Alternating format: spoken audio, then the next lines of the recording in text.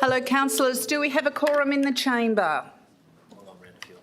So we have 1, 2, 3, 4, 5, 6, 7. We need one more councillor. 8. I now declare the meeting open at 6 p.m. Good evening, councillors, staff, ladies and gentlemen. This meeting today is being held on Wajak Noongar Budja, and I'd like to acknowledge and pay my respects to elders past, present and future. I thank all past and present members of the community that have supported the city to better understand and value Noongar culture within the city of Wanneroo. I invite you to bow your head in prayer. Lord, we thank you for blessing our city, our community, our council. Guide us to act fairly, without fear or favour, and with compassion, integrity, wisdom and honesty. May we show true leadership, be inclusive of all, and guide all of the city's people and many families to a prosperous future that all may share. We ask this in your name. Amen. Please note that the audio-visual proceedings of tonight's meeting will be live broadcast online with the exception of matters discussed behind closed doors. The broadcast of the proceedings of the meeting can be accessed live and on demand through the City of Wanneroo YouTube channel.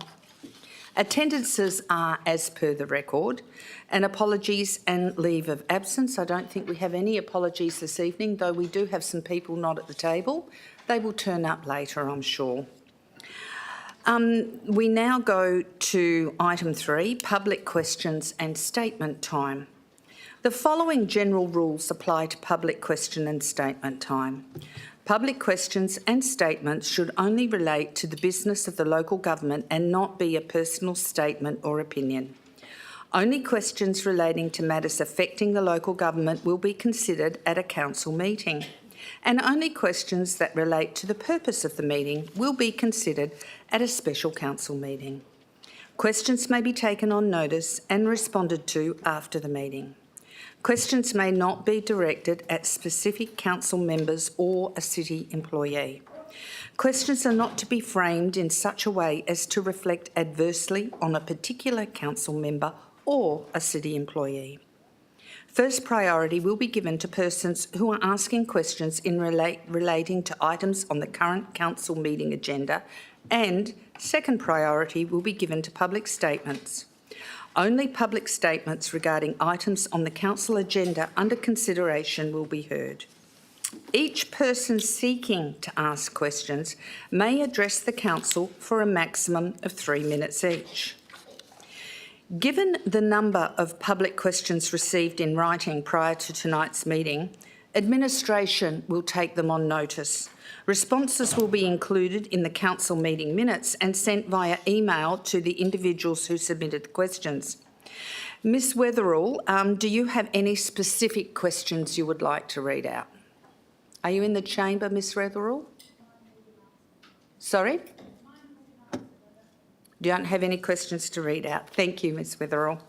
Mr Cooper, do you have any specific questions you would like to read out? Okay, understanding that they will be taken on notice and their responses will be emailed to you. If you'd like to take the podium, give us your name and your suburb that you live in. Thank you, Mr Cooper. Good evening, Madam Mayor, councillors, guests.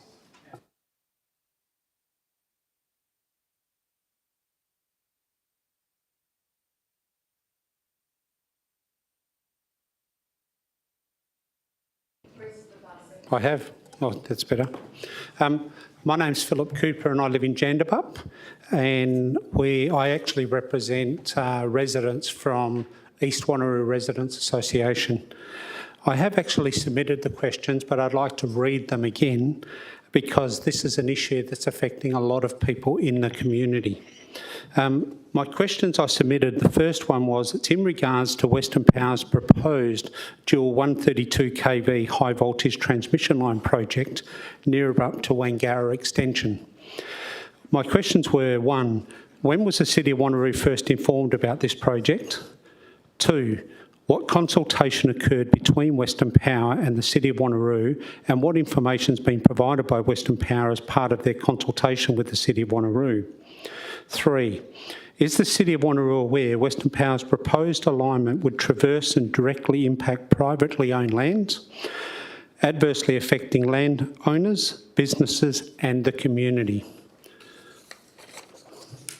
4. Is the City of Wanneroo aware that the project, as currently designed, raises serious concerns regarding loss of land use and amenity, safety and health impact associated with proximity to high voltage infrastructure, negative effects on property values, environmental and visual impacts, and the route will destroy, most importantly, crucial foraging and roosting habitat for the critically endangered Carnaby cockatoos? 5. The residents have held a community meeting and we've now formed a community action group, resident association. We've called it the East Wanneroo Residents Association. Due to residents' widespread opposition to this project, as alternative corridors exist that would minimise impacts on resident and businesses. Residents therefore ask the City of Wanneroo to assist residents in halting this proposed project in its current alignment and direct the project to be relocated or to redesign so as to avoid detrimental impacts on private landowners and the broader community.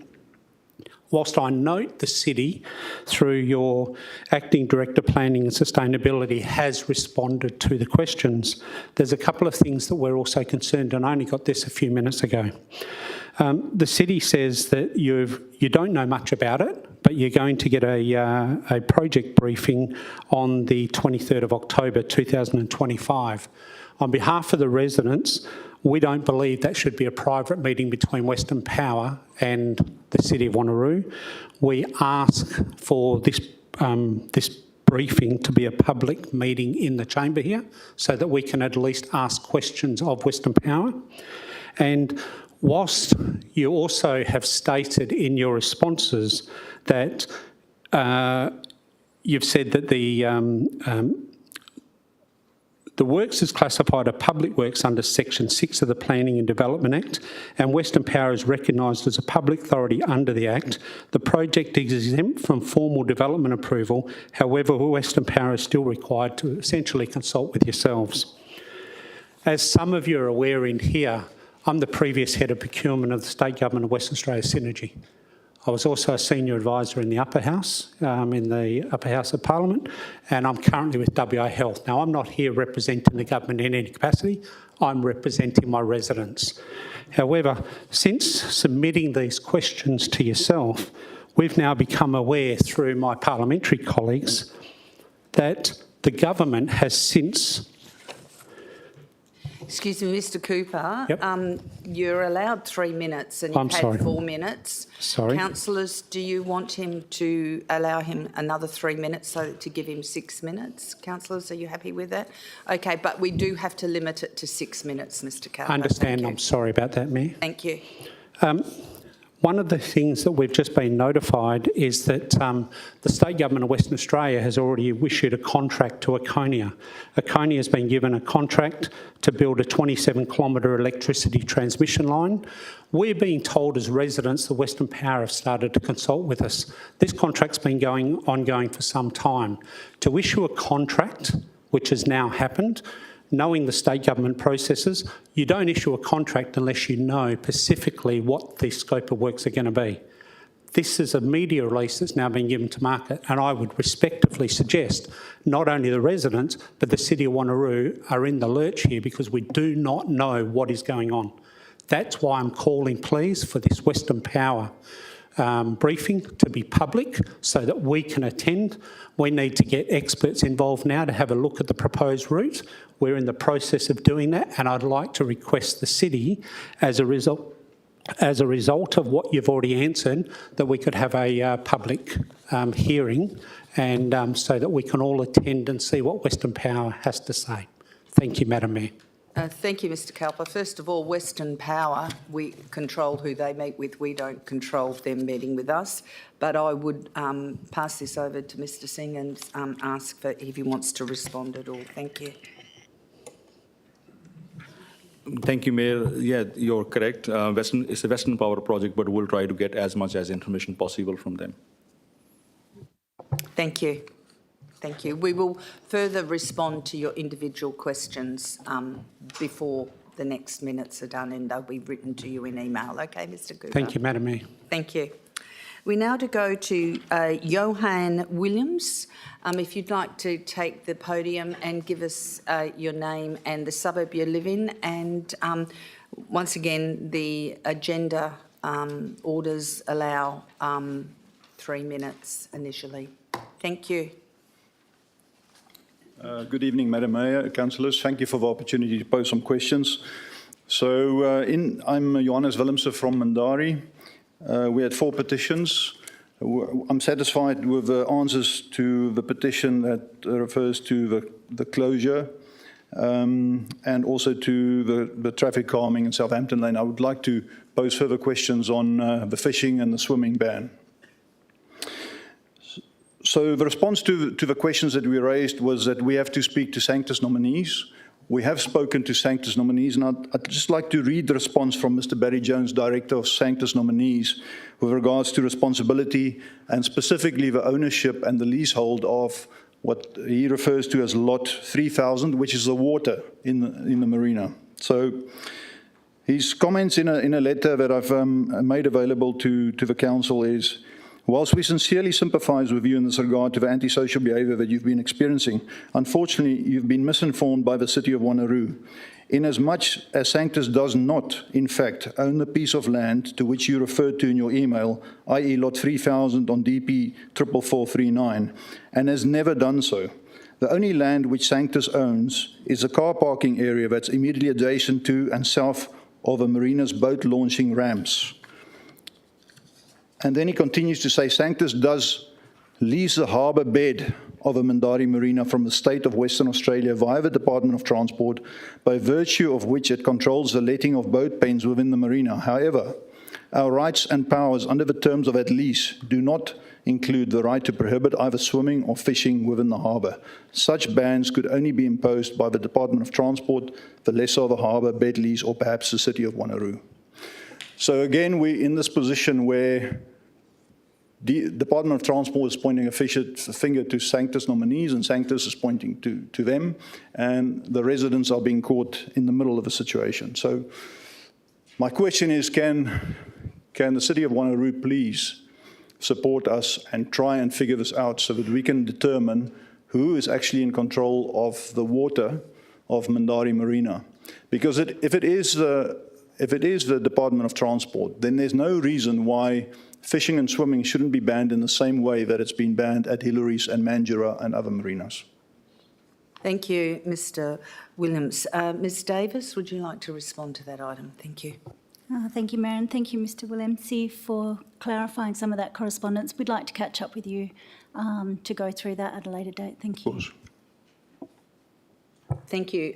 You've had 2 minutes and 29 seconds, so you've got 40 seconds left. Do you have another question? No, it's all about clarifying who's responsible to manage the marina. And I think once we've done that, the rest will follow. Thank you. Thank you so much. Thank you. We've got Mr. Guy Littigi. Would you like to come and take the podium? Are you here this evening? I am, yes, Mr. Mistake. I was saying I was attending. Oh, you're attending? Yeah. Awesome. Thank you. I've got Kate Cook. Would you like to ask a question? Yeah, I have some questions here. Thank you.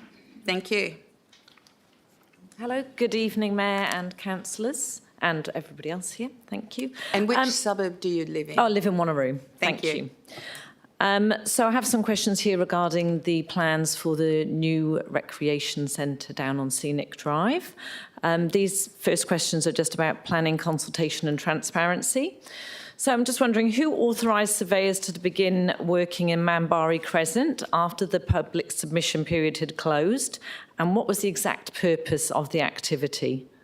So Mandari Crescent runs parallel with Scenic Drive and is right opposite the proposed location of the sports hub. Ms. Davis? Thank you, Mayor, and thank you, Ms. Cook, for your questions. I have been advised that you probably do have several other questions as well. Yes. And so we would actually like to take these on notice and provide a considered response if you wanted to use your time to go through those. Yeah, now. okay, thank you if you that's can't answer okay that one with now. the Mayor.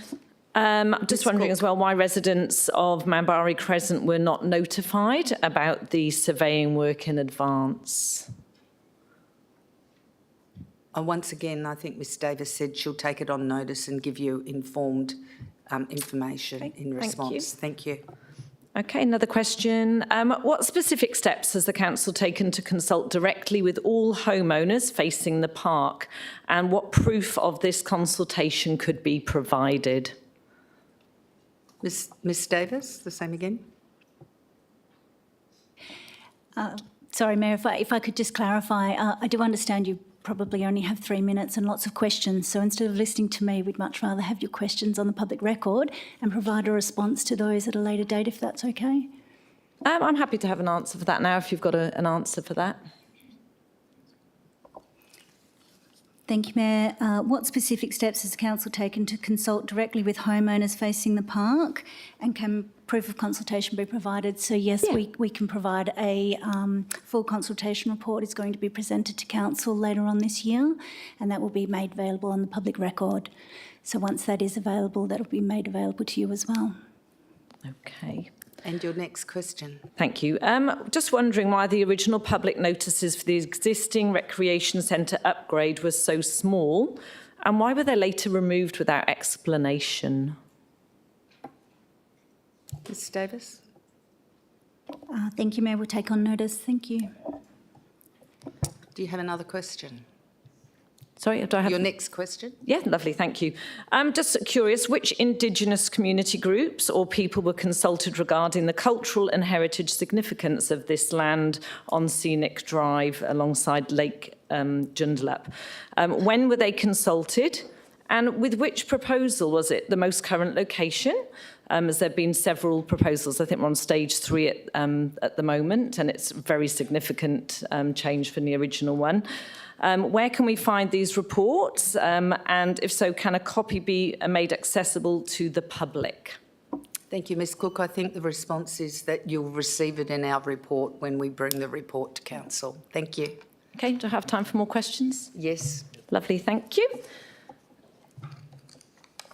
So this is just a question about the basketball court at the current rec centre.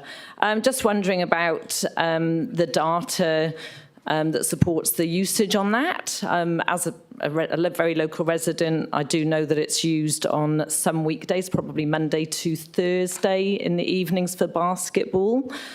Just wondering, is that correct, or is it used more frequently? And how often a new basketball court would be used? Would it be the same sort of use, or is it going to be having more use? And is that also for local residents, or is it for people from out of the Wanneroo area, as the current rec centre is used by mainly people out of the city of Wanneroo? Ms Davis, the response will come when you've at the report, and you'll email your response to the question, won't you, to Ms Cook, won't you? Thank you. Your next question. Thank you. The existing boxing facility that is joined onto the Scout Hall, just on the north side of Rotary Park, is that at capacity? Because I believe that's only being used twice a week at the moment. And what is planned with that building in the future? Should the new sports hub go ahead and the boxing club moves to that? What will happen with the old boxing club facility? We will respond to you about that. Thank you. Your next question. I'm just wondering why there was no clear on-site signage directly at the proposed location of the new sports hub to inform park users and the broader community of the development plans, with a link to submit feedback or community feedback or your say. There was laminated A4 paper zip-tied posters to a post that was actually not facing the footpath. It was very secluded. It was on the edge of the playground there, which is very infrequently used. So very few people saw that. I was just curious why there wasn't more notices up that people could clearly see.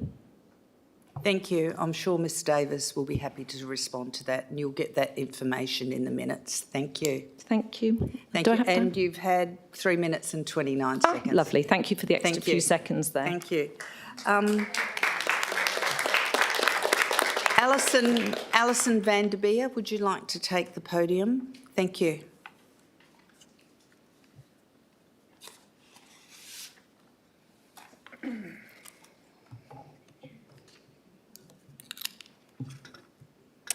Thank you. My name's Alison Van Beek and I'm a resident of Wanneroo.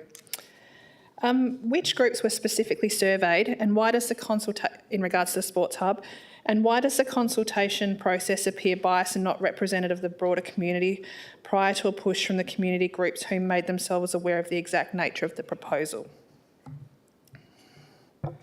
Ms Davis? Thank you for your question. We can provide a full response in the consultation report through the public minutes. Thank you. Thank you. Do you have another question? Yes, I do.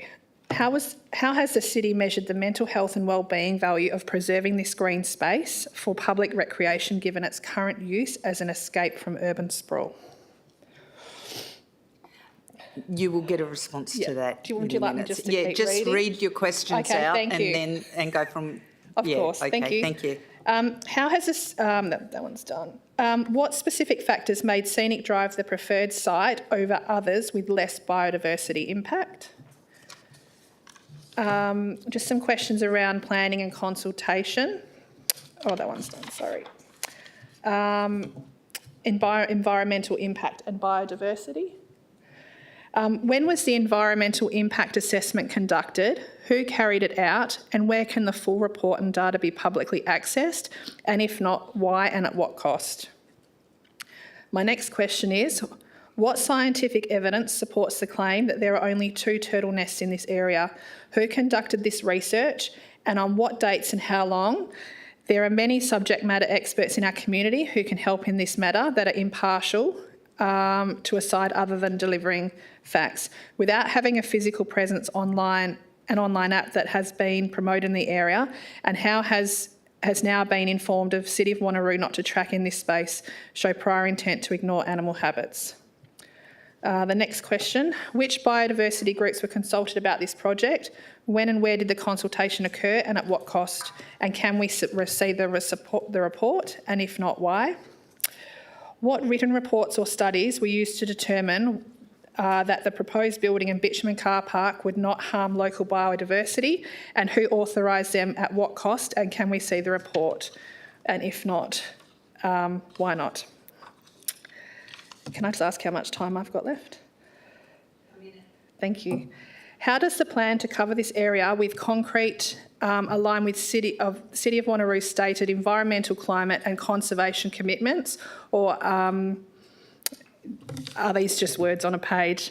How will council mitigate traffic collisions with wildlife, particularly turtles along Scenic Drive and other crossing points? 2 more questions if I've got time.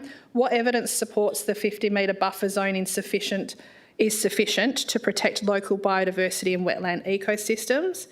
And my last question is, has a new environmental and traffic impact assessment been completed to reflect the new larger design and bitumen car park? If so, when, by whom and where is it available? Thank you. And that is 2 minutes and 51 seconds. That's okay. I'll stop there. Thank you.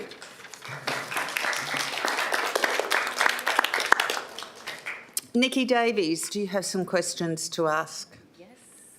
And just give us the suburb you live in, Nikki. And if you've got a lot of questions... No, I don't. Okay, thank you. Thank you. Good evening, Mayor, councillors and everyone present. My name is Nikki Davies and I live in the Central Ward of Wanneroo. I've actually got a statement on one brief question. I've lived in Wanneroo for 34 years. I've enjoyed walking along Scenic Drive every evening for 25 years. Sometimes I have to pinch myself as I feel so fortunate to have such stunning scenery on my doorstep. Whilst I understand the need to provide facilities for an increasing population, I'm strongly opposed to the proposed sports hub being built on the soccer oval at Scenic Park. I feel for the residents who live opposite the proposed site, and I also have serious concerns about the impact of increased traffic. My major concern is for the destruction of an idyllic spot enjoyed by many, and also for the welfare of wildlife, especially our beloved long-necked turtles. Compounding my disappointment is that during the City of Wanneroo's recent proposal to make this area dogs on leash only, it was claimed that dogs harm flora and fauna. Yet, with this new proposal to build a sports hub and car park, you're willing to destroy this very area, causing immense damage to the flora and fauna within it. I would like to ask, what caused the City of Wanneroo to decide that development of this land is more important than protecting it? I strongly urge the City of Wanneroo to please seek an alternative location that will not have such a negative effect on the environment. Thank you. Thank you, Ms Davies. We will respond later. Jeanette Payne, Ms Payne, would you like to take the podium and give us your name and the suburb you live in? Thank you. Councillors, Madam Mayor, my name's Jeanette Payne and I live in Wanneroo. I will do what everyone else is doing and I'll just list off some of the questions. Thank you. The first ones I have are regarding traffic and safety. In these questions, if not already asked, all the questions in these sections are chasing public access to reports, costs and departments. If unable, then responses as to why. Thank you. What is the expected weekly number of patrons using the facility, and how was the figure calculated, and where is the data, and can it be made public, please, and if not, why? Was a comprehensive traffic management plan being completed for Scenic Drive and surrounding access roads, and if so, can we please have access to these ones? Who was consulted regarding road safety and wildlife crossing impacts, and what were their specific recommendations? I know I had to guide 9 ducklings yesterday across Scenic Drive, stopping traffic. How will council mitigate collisions with cyclists, children, walkers and other members of the community along Scenic Drive? What studies have been done, and when and at what costs? And can these please be made public? On a personal note, my son is in the gallery right now, and he was also nearly hit by a car on Scenic Drive, even though I was holding on to him. He thought he saw 1 car, but there were 2, and that was only in the weeks just gone. Finance, transparency and funding. What is the total projected cost of this project, including construction, environmental mitigation and long-term maintenance? Besides the state's government $5 million contribution, which other funding bodies have been approached and for how much funding? I know that it was mentioned in the last minutes that there was some grants being sought, but we would just want some more information on that question. What are the terms, interest rates and repayment conditions for any loans or financial deals that the council might be considering to push this project forward? How much will this project increase annual rates for residents to cover ongoing operations and maintenance of this building? If the facility is partially or fully commercial, will council charge private operators rent or usage fees, and how will this revenue be managed?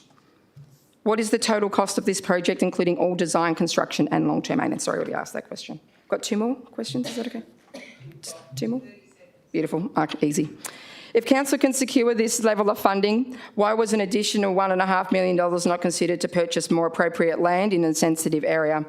And where is the money coming from, and what will be the impact on residents' rates if loans are taken? Thank you. Thank you, and the answers to that will be in the minutes. Ben Moore, Mr Moore, would you like to take the podium and ask your questions? Thank you. Hi, I'm Ben. I live in Wanneroo. I've just got some questions relating to the sports hub. What criteria were used to select the current site over other options with lower environmental impacts and lower impacts to residents? Why has this project shifted from a single upgrade of the existing centre to a significantly larger facility with a full bitumen car park?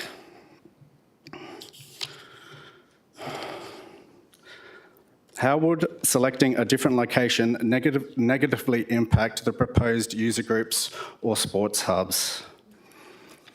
And how does council calculate the benefit to cost ratio for this proposed sports hub in light of it being estimated of $21 to $30 million for a calisthenics group which has 80 members, a small boxing group that don't wish to become all that larger, 2 basketball courts, if used at the same time, will house 20 players. From my understanding, those numbers don't add up.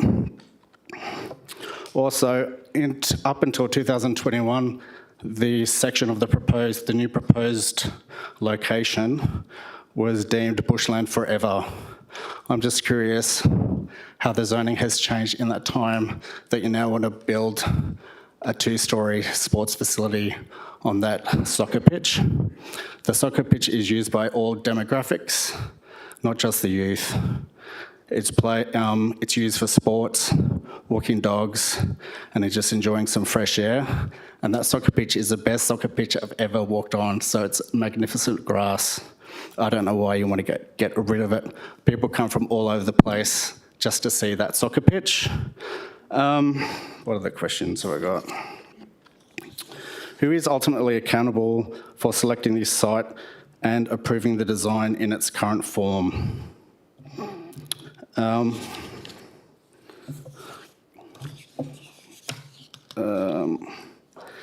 If it's a question of legacy or lunacy, I hope council would want to be remembered as the group that helps protect this, the Yellowgonga Nature Reserve, and not the council that wanted to pave paradise to put in a parking lot.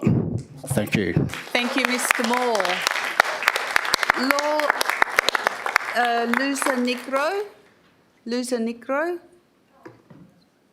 Laura Negro. Okay. Would you like to come and ask your questions, please? Sorry? A statement. Okay.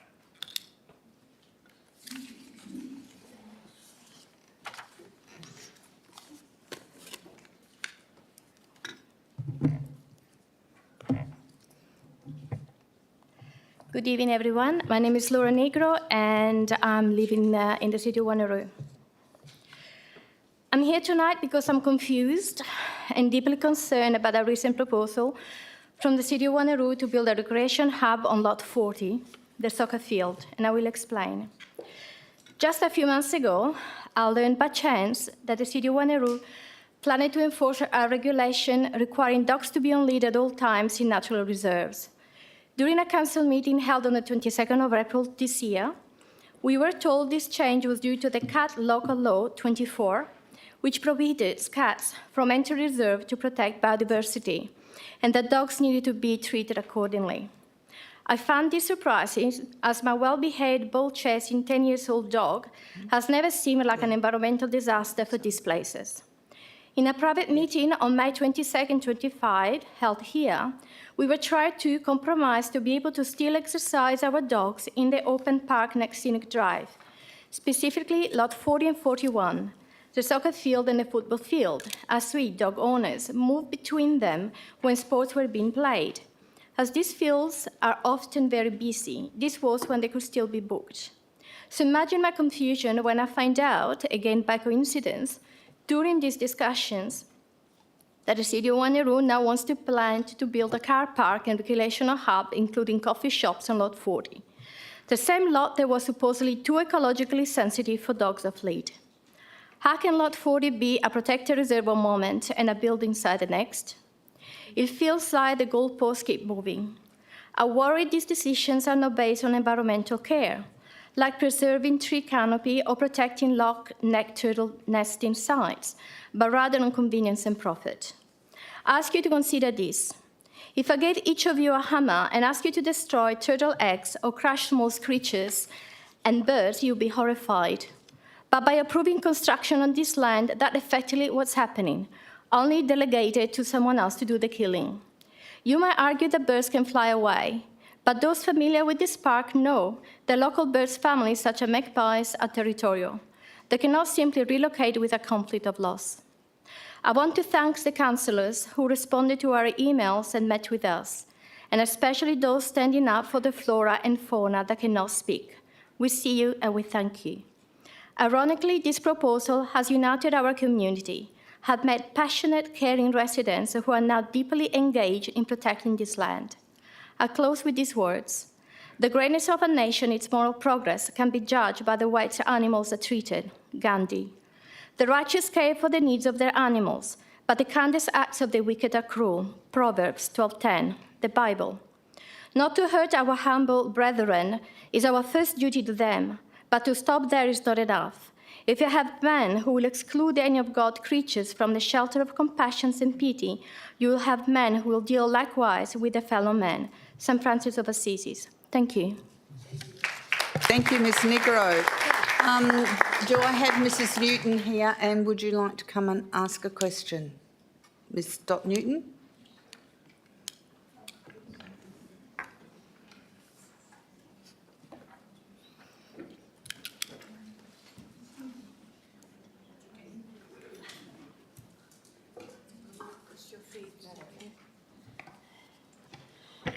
Thank you, Madam Mayor. As you know, my question isn't about the scenic drives. I've already put in submissions and I agree with most of what has been said tonight, so it's quite interesting to read the responses.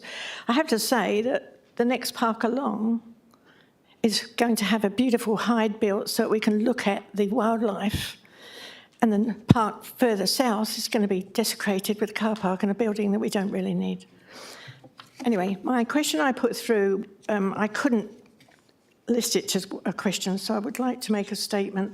The question has been answered, and I wanted to know how many members of the public were on the Roadwise Committee, because the decision or the discussions on altering the speed limit on the Wanneroo Road was only conducted behind closed doors, really. I'm extremely committed to supporting road safety. Those that know me knew that I was on the Roadways Committee and Driver Reviver for 12 years. So it's not that I'm against trying to lower the speed limit through the town centre. It makes sense. But to me, this report doesn't. We're talking about reducing the speed limit at Noonan Drive. At Noonan Drive, where 2 new fast food outlets have just been given approval. So how much traffic is going to be going in there and coming out of there anyway? It needs to be further south to that if it's going to work. I personally don't think at rush hour times heading north it's needed, because the traffic goes way past there waiting to get through the traffic lights. But somebody's obviously done their statistics and come up with this idea. Accidents. Elliott Road is a nightmare for accidents. Why isn't it down that other side of there? I don't understand this decision. And as for Church Street, I'm sorry, we already have people doing illegal U-turns coming out, the service station and the Mexican restaurant. We're soon to have another service station where St Anthony's Church is, which I think is diabolical, but I'm sure there are people rolling over in their graves about that one. To have it stopping at Church Street, I ask you, if you're driving and you see the traffic speed is changing there, does everybody wait till they get to there before they put their foot down a little bit? Of course they don't, and they won't there, and that is a very busy intersection. It's also the road that leads to our primary school for school pick-up and drop-off. The residents use it. I go down Church Street. I never come up Church Street because I can't turn out onto the Wanneroo Road from there ever. I haven't been able to do that for about 20 years. But I am urging you to consider this report tonight. You're talking about 800 metres. I believe it's going to cause more problems than it's going to apparently solve. Please, will someone tonight refer this back and give it some more thought? Noonan Drive to Church Street does not make sense to anybody that lives in the town centre as I do and that drives through it every day. Thank you. Thank you, Ms Newton. Do you have a response to that, Mr Singh? Thank you, Mayor. This proposal has been prepared in consultation with Main Roads WA. As we know that Wanneroo Road is actually managed by Main Roads. And having said that, in addition, all speed zoning, pavement marking is also controlled by Main Roads. So this proposal has been developed in consultation with them. Should council support this one, we will continue to monitor it. And if that need to be expanded in future, that can be considered in consultation with Main Roads. Thank you, Mr Singh.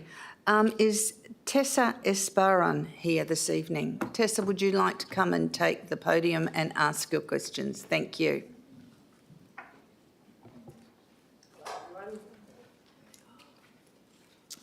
My name is Tessa Esperon. I live in Joondalup, but I service the area of Wanneroo as a wildlife rehabilitator.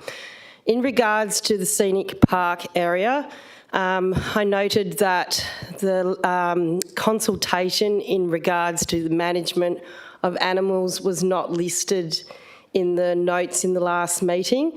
As a person who attends all injured wildlife along Scenic Drive and attends up to 900 nests a year, collecting eggs as well as injured turtles. We get up to 30 to 50 animals just with a speed kilometre rate of 50 kilometres an hour.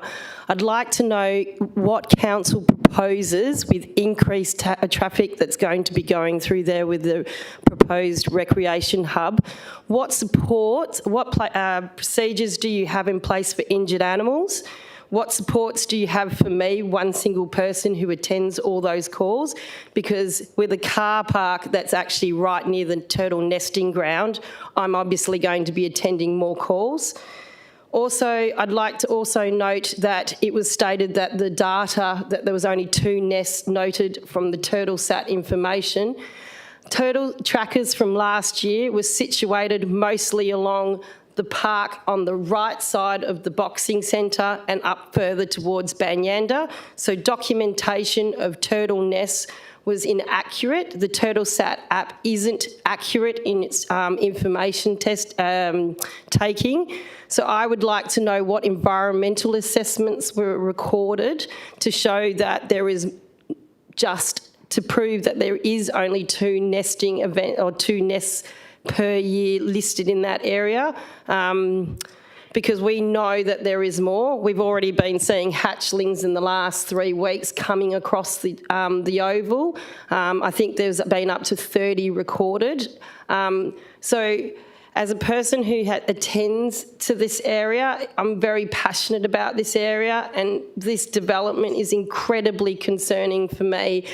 Turtles cross that oval to nest opposite in people's yards, and hatchlings have to make their way back. So with a concrete structure in the way, how is that not going to negatively impact the wildlife that does frequent that area?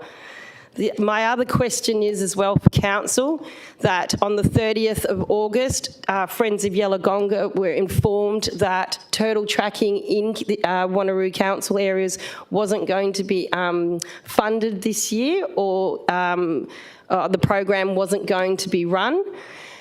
I'd like to know why the program has been cancelled this year, when most City of Cockburn, City of Stirling, City of multiple other councils are still performing this volunteer practice of having turtle trackers around the lakes. Why is it being cancelled? Because Friends of Yellowgonga weren't given any information as to why the program's been cancelled.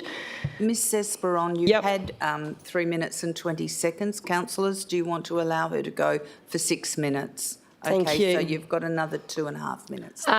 Why is it that when we had 190 nests recorded to be protected and 900 unprotected nests, why is such an important program being cancelled when you guys advertised on your Facebook page that City of Wanneroo is conserving turtles into the future and protecting turtles into the future? I'd like to know why this program, which is so fundamental and important to the volunteers, we had 87 volunteers who put 1,000 hours into this project. Why is this data collection not important? to further protect the turtles around the lake and for future conservation of this species around the lake. That's all I have to say for this evening, but I really want councillors to understand that the community is incredibly passionate about the wildlife in this area. I've attended this area myself for 8 years. I put thousands of dollars into this area, taking care of the turtles, working with these people here, getting called from 6 o'clock in the morning to 10 o'clock at night to attend turtles who have been hit by cars and in nests that have been dug up by foxes. We have a legacy to protect this area. You guys are in control of protecting this area. And we can only do the only thing we can do is tell you how much it means to us that you do your job. I'm sorry to get upset, but I know it's just a turtle. But to me, they're incredibly important to the health of the lake.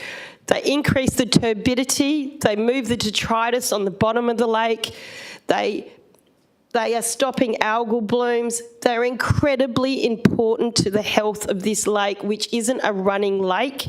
The water's non-moving.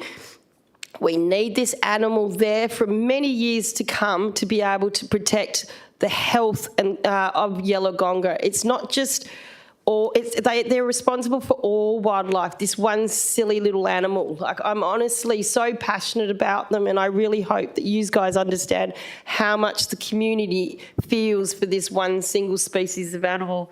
Thank you for your time. Thank you, Ms Esperon. Are there any further public questions from attendees at tonight's meeting? Is there anyone in the chamber that has any questions?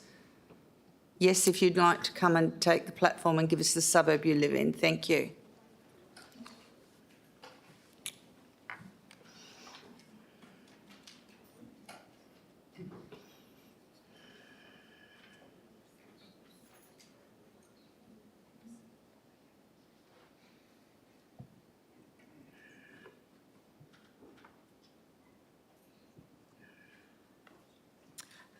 Good evening, everyone. My name's Valerie Mellish, and I live in the suburb of Quinns Rocks in Wanneroo. I didn't come here today to talk about Scenic Drive, but my eyes have been opened and I am absolutely flabbergasted, and I've got one question: why? That's all I can ask about that.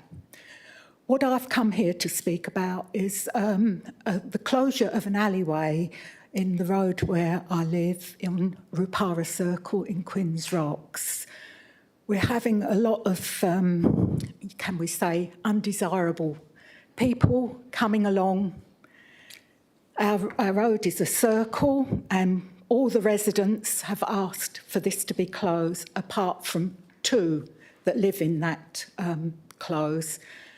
And we're having a lot of cars broken into, shouting and trolleys left and arguments and rows as people are walking past.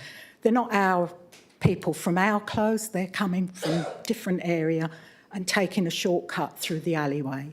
There's graffiti on it continually and during and all sorts. And we're asking for it to be closed. It must be costing the council and ratepayers an absolute fortune to continually remove the graffiti that's on there, and it's not a good place to be. So I would just like to know what's happening about that, please. Thank you. I think council's making a decision on that this evening, aren't they? Is it the petition? Mr Singh, would you like to make a response? Yeah, thank you, Mayor. I think council will be considering those matters when the item comes up for discussion. Thank you, Mr Singh, and thank you, Ms Manners, for coming this evening for the meeting. Thank you. Are there any other questions from the gallery? If there are no other questions from the gallery, we will continue the meeting. We go to item 4, which is confirmation of minutes. OC 01925, the minutes of the ordinary council meeting held on the 26th of August 2025. Do I have a mover and seconder for this?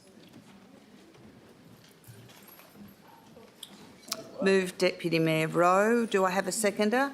Councillor Parker. Deputy Mayor Rowe, would you like to speak to this item? No, thank you, Mayor.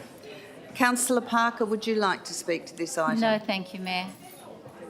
Are there any speakers against this item? If there are no speakers against this item, councillors, please cast your vote.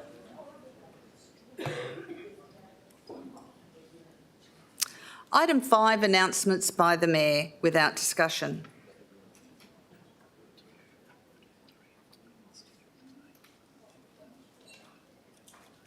Oh, Councillor Moore, Councillor Bedworth and Councillor Newen, are you going to vote?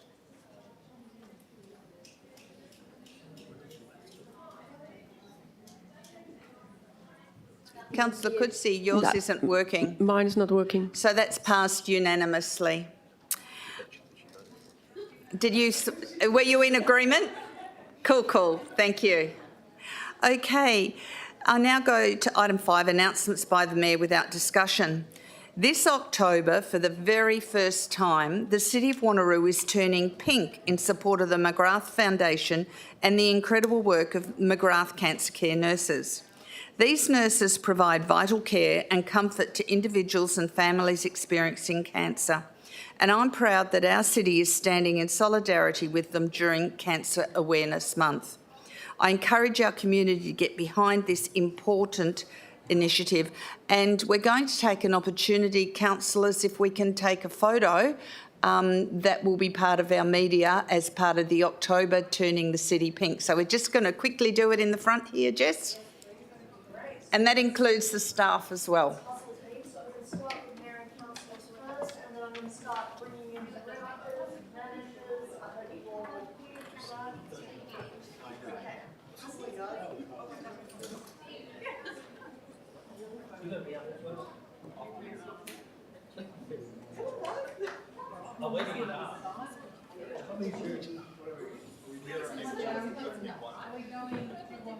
I think we'll start asking it a little bit, but we don't want to go too much. We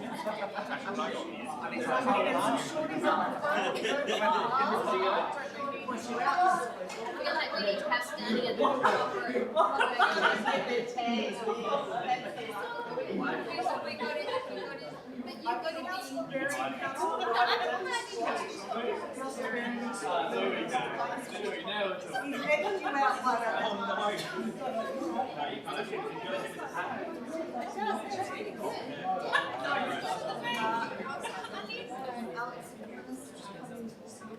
Remember, everyone, this is on here. It's on the YouTube channel. We're live. Okay, here we go. Councillor, okay. Big smiles, everybody. 3, 2, 1. We're going to take a few of these so get comfortable. If I could, yeah. Oh, really? Why don't you just lay it out? And then we've got Councillor Parker. Can I get you step that way just a there we go. Okay, can I see everybody see? Okay, 3, 2, 1.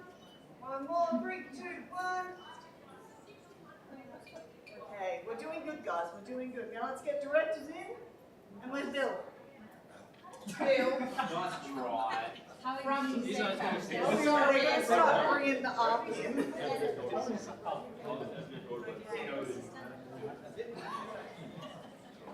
Come on, guys. Hustle in. Focus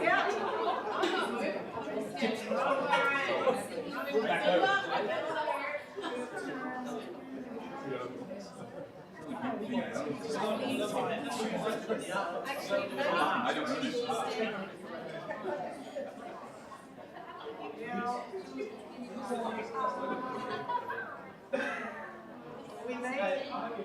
I think we're going to have to get some squatting happening. I should be excited. I'm going to come forward. Front row, let's just start. We're going to do a minor squat. Just a little bit.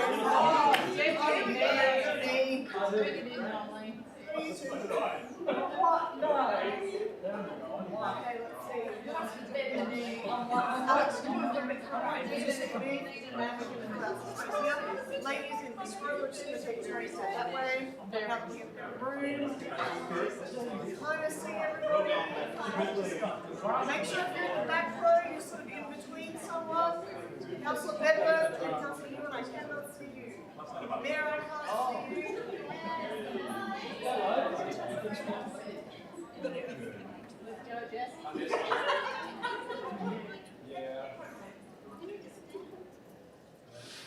We're going to get you a panoramic lens. 3, 2, 1. Councillor Berry, can I get you to squat just ever so slightly? Perfect. And Councillor C, a little bit more. There we go. Here we go. 3, 2, 1. Here's to leg day. Now one of our managers. In we go. Guys, you got to be quick. In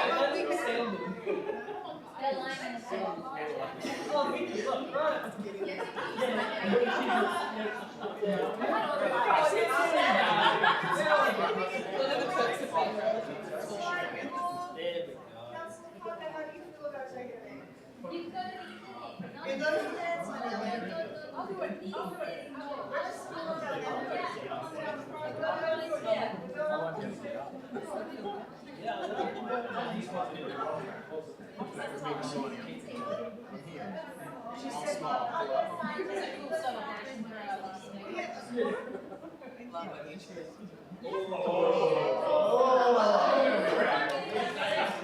this is the one time I get to be in charge of managing. We've got 2 gentlemen right. Oh my gosh, this already. I need you guys in one side. Okay. Pretty sure you can see everybody. Catherine. Into the gap. Okay, here we go. 3, 2, 1. One more. We're having such a great time. 3, 2, 1. And we should be doing my mother some jazz. Thanks, Jen. You got out of it. Good, how are you?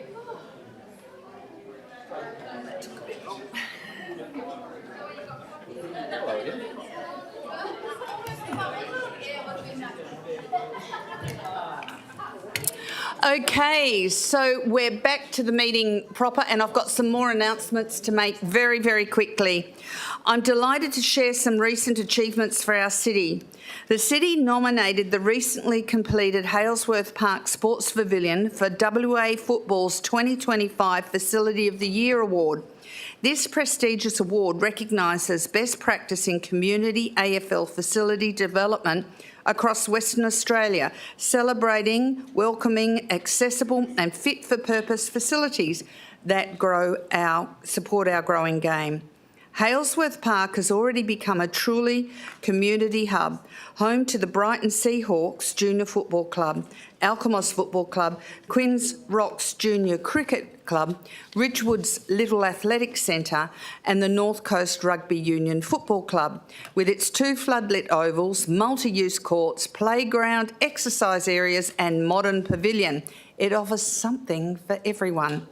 I'm proud to announce that the city was successful in winning WA Football's 2025 Facility of the Year Award, which was presented at a ceremony on the day of the Waffle Grand Final, the 21st of September. And this award reflects our ongoing commitment to building high-quality facilities that meet the needs of our growing community and support healthy, active lifestyles. And in the same breath, I'd also like to recognise Swan Group, a Wangara-based company who recently won the 2025 Master Builders WA Building Excellence Awards for their work on the same facility, Halesworth Park Pavilion, in the category Community Services Facility, $5 to $10 million. This was a $9.5 million pavilion, and it was officially opened in December 2024. And it includes, as I said before, change rooms, umpire facilities, multi-purpose rooms with adjoining kitchens, meeting rooms, equipment storage, and provides our community with the state-of-the-art facility. I extend my thanks both to the Swan Group for their outstanding delivery and to the City's Community and Place Assets and Assets Directorates, whose expertise and commitment were instrumental in bringing this award-winning project to life. So I have an award here, so would the project managers, the community facility and Jess come down as well, and we'll quickly have a celebration of our award.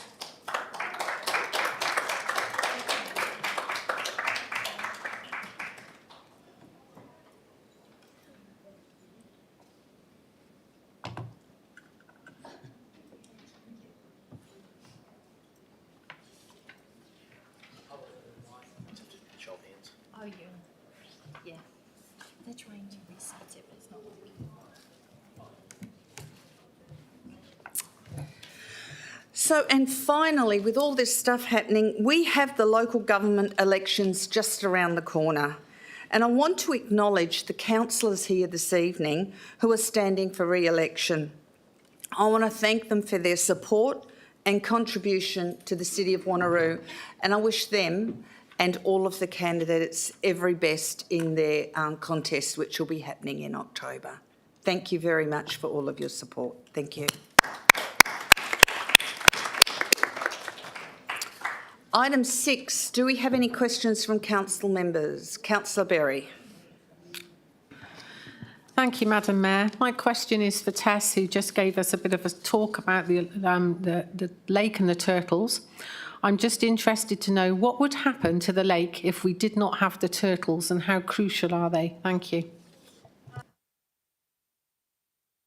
Oh, is that to the resident directly, is it? Tess? Can you hear me now? Yeah. The quality of the lake will go down. You'll see algal blooms. It's a non-moving lake. It actually requires the turtles to move the detritus matter, and like when you see them, they kick off the bottom. They're turning over all the detritus and decaying matter on the bottom of the lake constantly. They help move, like you have birds dropping feces, etc., into the lake. You need animals like turtles to be able to keep turning the water over, because we don't have fish apart from pest species in there, like goldfish and koi, etc. So we actually need the turtles. They've been keeping that lake quality high for like hundreds of thousands of years. If you go and actually look at the water, it's clear. And that's because we have a process with that animal doing its job. And this is the whole thing of it. Like, we're going to impact an area. Those turtles have to lay above water level. So they come out of that lake edge, and they travel across the oval, and we've seen them do it, and they go, I've even had one lay its eggs right in the island in front of Scenic Park. They travel up into the people's, the community's private properties, they lay their eggs, and then they travel back down again. This is when they get hit by cars, and this is why I'm attending, 30 to 40 animals a year just being hit by cars. It's atrocious. I have to have them euthanised. I then have to collect their eggs internally, because we try to save every single egg possible, and then I incubate them. Last year alone, I incubated 170 eggs, and we had 158 turtle hatchlings hatch. Like, that area is super, like, it may not have the data there, and that's because the turtle trackers were working in the areas to the right of theirs in bigger expanses, trying to save as many turtles as we could. And then we had locals further down who were managing that area, and they don't log data. Esperon, the question to you was about how turtles... The turtles are imperative. They really are. So thank you very much for your response. Thank you. Councillors, do we have any other questions? Deputy Mayor Rowe. Mayor, with your indulgence, can I seek leave to make a short statement? Yes, you may. Thank you, Mayor, for the opportunity to just make a brief statement. I think our last OCM of the council term is a good opportunity to say thank you and acknowledge the work of our colleagues. Mayor, I thank yourself and councillors for the support and trust given to me as the Deputy Mayor for the past 2 years. The role is not without its challenges, but I'm confident that our council is in a much stronger, more resilient and cohesive place than it was 2 years ago, and this is a collective achievement. I personally wish candidates well for the elections on 18th of October. I believe our community deserves a well-spirited, positive and respectful campaign, a genuine contest of ideas, and finally I thank City staff for their efforts. The writing of reports, delivering of projects and carrying out the essential services of council. Much of their work goes on behind the scenes, but it is valued and it is celebrated by this council team. In conclusion, Mayor, just a big thank you to yourself and council for the support over the past 2 years. Thank you, Deputy Mayor. Are there any other questions, councillors? Councillor Berry. Thank you, Madam Mayor. It's a question this time to administration. Can someone please confirm who actually is able to enforce the ban on swimming? As the whole council is now aware, the residents have been advised Sanctus nominees are not able to assist and enforce the swimming ban. We're not going to enforce it. Who is actually responsible for it, please? Thank you. Ms Davis. Through yourself, Mayor. Thank you, Councillor Berry. Since public question time, Mr Willemse has been able to provide me the correspondence that he spoke about. It does seem to be a very innocent case of misinformation in that the residents believed that Sanctus were the owners.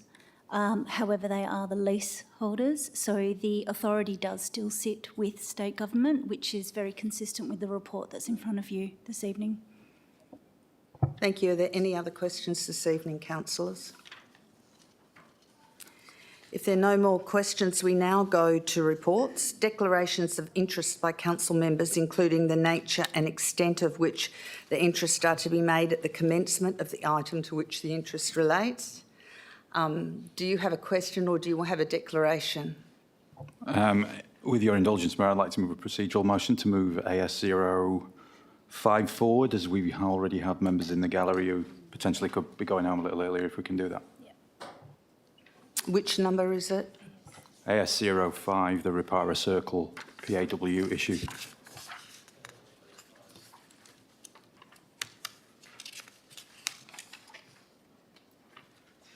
That is the closure of the public access way in Repara Circle. Do I have a seconder to move this forward? Seconded by Councillor Berry. Councillors, would you like to vote on whether to bring this item forward or not?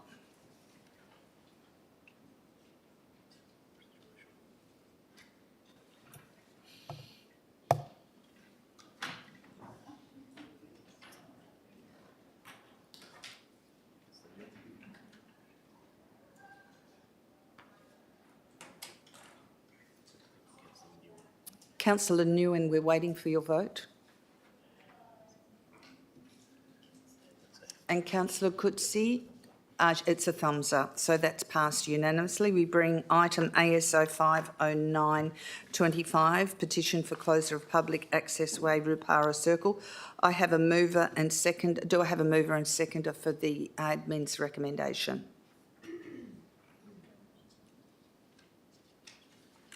If I have no mover and seconder for the admin's recommendation, we go to the alternative. Mr Councillor Bedworth, do you have a seconder for this one?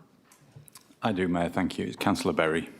Thank you. Councillor Bedworth, would you like to speak to this alternative? Thank you, Mayor. Yes, I hope councillors have all had an opportunity to read the content of the alternative, but essentially I'm building this on the shoulders of giants, i.e. Deputy Mayor Rowe, who mentioned at the agenda briefing that the city seems to have a default position of saying no to these sorts of requests, which got me ruminating on the idea that perhaps we start flipping that and adopting a position of starting the process to have these matters referred to the ultimate decision-making body, which is the WAPC.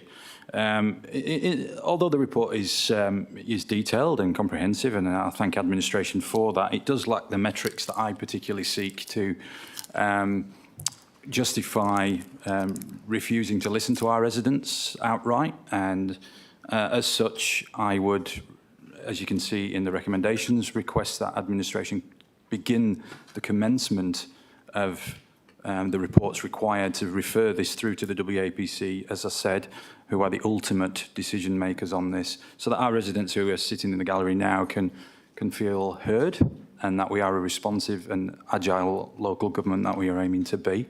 And henceforth, I commend this to my colleagues around these tables to support. Thank you. Thank you, Councillor Berry. Thank you, Madam Mayor. Yeah, I support the proposed alternative presented by Councillor Bedworth. He's worked on it in the week and we've discussed it. I think it's a very good alternative. These residents, and no doubt others that live alongside pedestrian access ways, as we've heard, have probably lived there peacefully without issue for many years. However, we now have to acknowledge that what was appropriate a few years ago with putting these in may not be appropriate now with the increase in antisocial behaviour. We as a city need to adapt and assist residents where we can so they feel safe. This is not the first petition to be presented where those living next to these pedestrian access ways have asked that we assist with the closures, and I think that it won't be the last. I fully support this well thought through amendment to assist the residents through Para Circle in Quinns. Thank you. Thank you. Do I have any speakers against this alternative? Questions? I'll go with Deputy Mayor and then Councillor Herridge. Just a quick question, Mayor, and it might have belonged more in the substantive that I didn't get a chance to ask. 2 weeks ago, I remember asking a question about the approach taken by the City of South Perth, which was to prepare a more strategic approach and framework as to the requests that were coming through for the closure of PAWs. I remember it being taken on notice or a comment that had been considered by the City, but I saw no change to the report itself. So can I ask, given that these requests are becoming more common, do we have that approach in mind? Are we preparing that body of work? Because that does influence how I would approach this alternative. Mr Singh. Yeah, thank you, Mayor. I do acknowledge that question was asked at the briefing session and hasn't been addressed in the report, but I do undertake to provide council members with an update and what we plan to do. Thank you, Mr Singh. And Councillor Herridge, did you have a question? Yeah, just quickly, Mayor, this is the first time I've seen this alternative. Can we have a couple of minutes just to read it through? Councillors, would you like a couple of minutes to read it? I'll give you 5 minutes, councillors. So we will recommence the meeting at 19:16.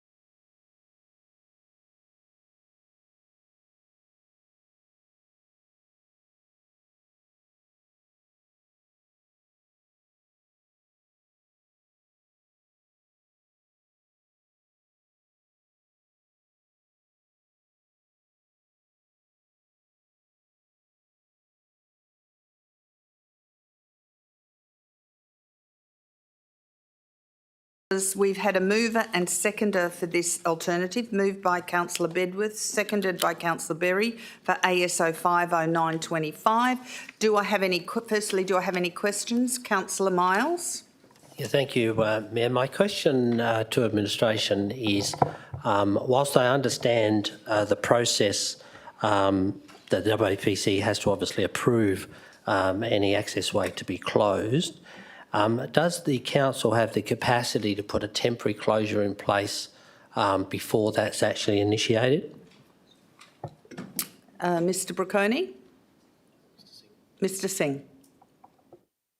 Mayor, thank you, Mayor, for the question. I'm not personally aware of that one. I think the only option would be under traffic management if some work were happening. Otherwise, this is a thoroughfare has to be kept open. Thank you. Any other questions on this item? Councillor Parker. Yes, thanks, Mayor. There is actually a question when I was just reading administration's comment. I see there that obviously it has to go through to WAPC for report. The results of wider statutory authority consult for services and confirmation from the adjoining landowners that they are prepared to meet all costs to purchase the land from the state government before they will consider the closure of a pedestrian access way. So I think my question is, and I don't know how we can do this tonight because obviously we can't ask questions of the gallery, but are the owners aware of that, or are they made aware of it when something like this does occur, or the residents actually go or come to council or come to administration and ask for this type of thing? Are they informed of that? Mr Singh. Thank you, Mayor. As far as I know, the lead petitioner was advised that this report is going to be discussed at council. But going into the specific details of the process does involve community engagement, and it will have for us to prepare a pedestrian connectivity plan, assess that one, and also to look at what services run, if any, in that particular accessway, and also talking to the adjoining landowners that should approval be granted by WPC, would they be willing to pay for the land which will be made available to both parties on both sides. So that's all part of the process which will be done. At the end of the process, there will be further report presented to council with all the details for council to make a further decision. Thank you, Mr Singh. Any other questions on this item? If there are no other questions, do I have any speakers against? If I have no speakers against, I don't think you need the right of reply, Councillor Bedworth. So, councillors, please cast your vote on the proposed alternative by Councillor Bedworth, seconded by Councillor Berry for ASO 5925.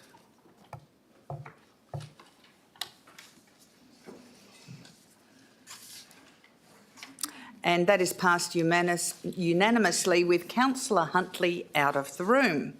We now go back to the agenda proper. And I'm proposing to move some items on block, and if any councillor wants to speak to any of these items, please identify them now, please.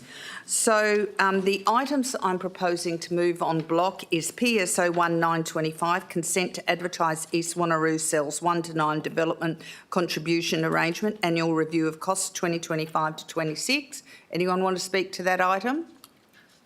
Okay, PSO 2925, consent to advertise Alkimos-Eglinton Development Contribution Plan, annual review of costs 25-26. PSO 30925, consent to advertise Yanship Two Rocks Development Contribution Plan, annual review of costs 2025 to 26.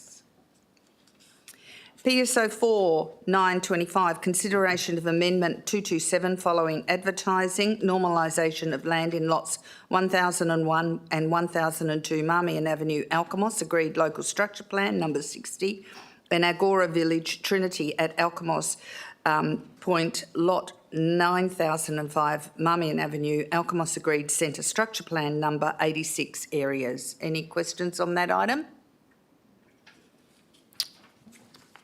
PSO 5925, consideration of Amendment 221 following advertising, normalisation of land in the East Wanneroo Cell 9 East Lansdale Local Structure Plan number 57 area. PSO 6 925 Amendment number 234 of the District Structure Plan number 2 Lot 507 number 50 Salerno Drive Mindari. Would you like to ask questions to that?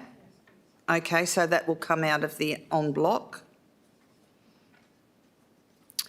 ASO 1925 State and National Black Spot Program 2026 to 27. Anyone wish to ask questions to that?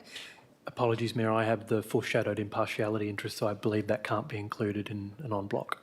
Okay. I think Councillor Bedworth would be the same. Okay, out.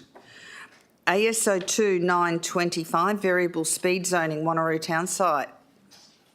And you've got to, so we have to take that one out. ASO 3 925 Provision of bin-mounted dog waste dispensers. And I'm not going to speak to that tonight.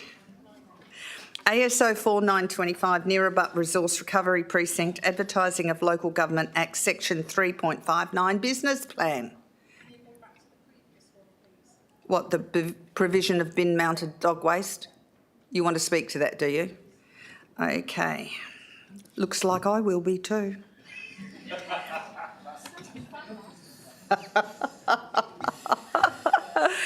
Okay, ASO 4 925 Nearabut Resource Recovery Precinct Advertising of Local Government Act Section 3.59 Business Plan. So we have that's out.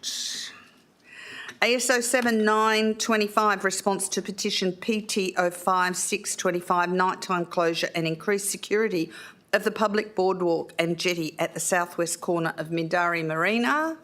That is out. CPO 3 925 Ni Katagini Court Aboriginal and Torres Strait Islander Advisory Group Terms of Reference. That is in.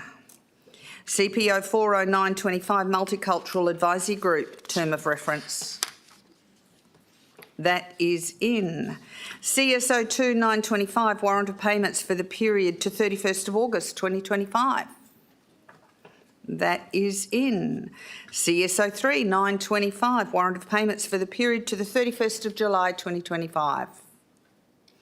That is in. CSO 4 925 2024-25 Quarter 4 Corporate Performance Report. That is in. I feel like I'm doing bingo at the moment. CEO 1925 Strategic Risk Profile and High Rated Risk Update. That is in. CEO 2 925 Review of Committees, Working and Advisory Groups. That is in. And CEO 3 925 Updated 3-Year Strategic Internal Audit Plan 2025-26 to 2027-28. And that is in too. So we have an agreement on the reports as stated then. Do I have a mover and seconder for PSO 1 925, PSO 2 925, PSO 3 925, PSO 4 925, PSO 5 925, CP 03 925, CP 04 925, CSO 2 925, CSO 3 925, CSO 4 925, CEO 1 925, CEO 2 925 and CEO 3 925. Who's the mover? Deputy Mayor Rowe. Who's the seconder? Oh, I'm going to let Mr Figg do this one. Councillor Figg, sorry. And as there are no speakers against, because we've agreed to move them en bloc, councillors, could you please cast your vote to move these all en bloc?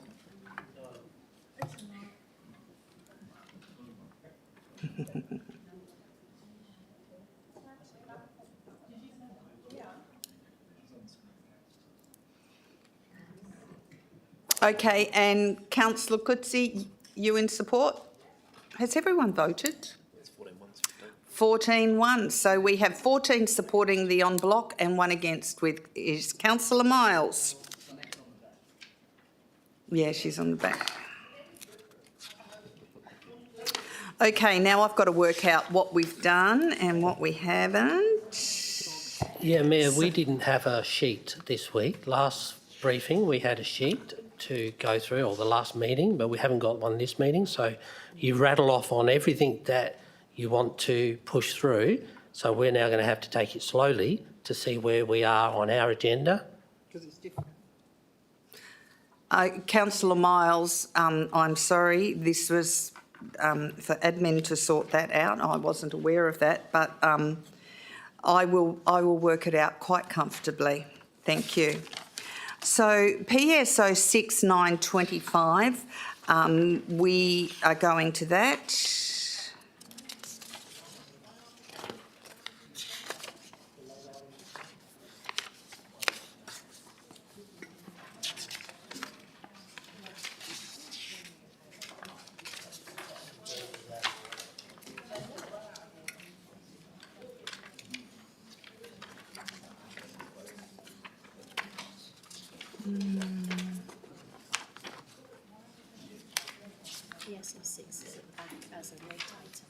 PSO 60925 is at the back of the agenda because it's a late item. And it's the amendment of 234 of the District Structure Plan number 2, lot 507, number 50, Salerno Drive.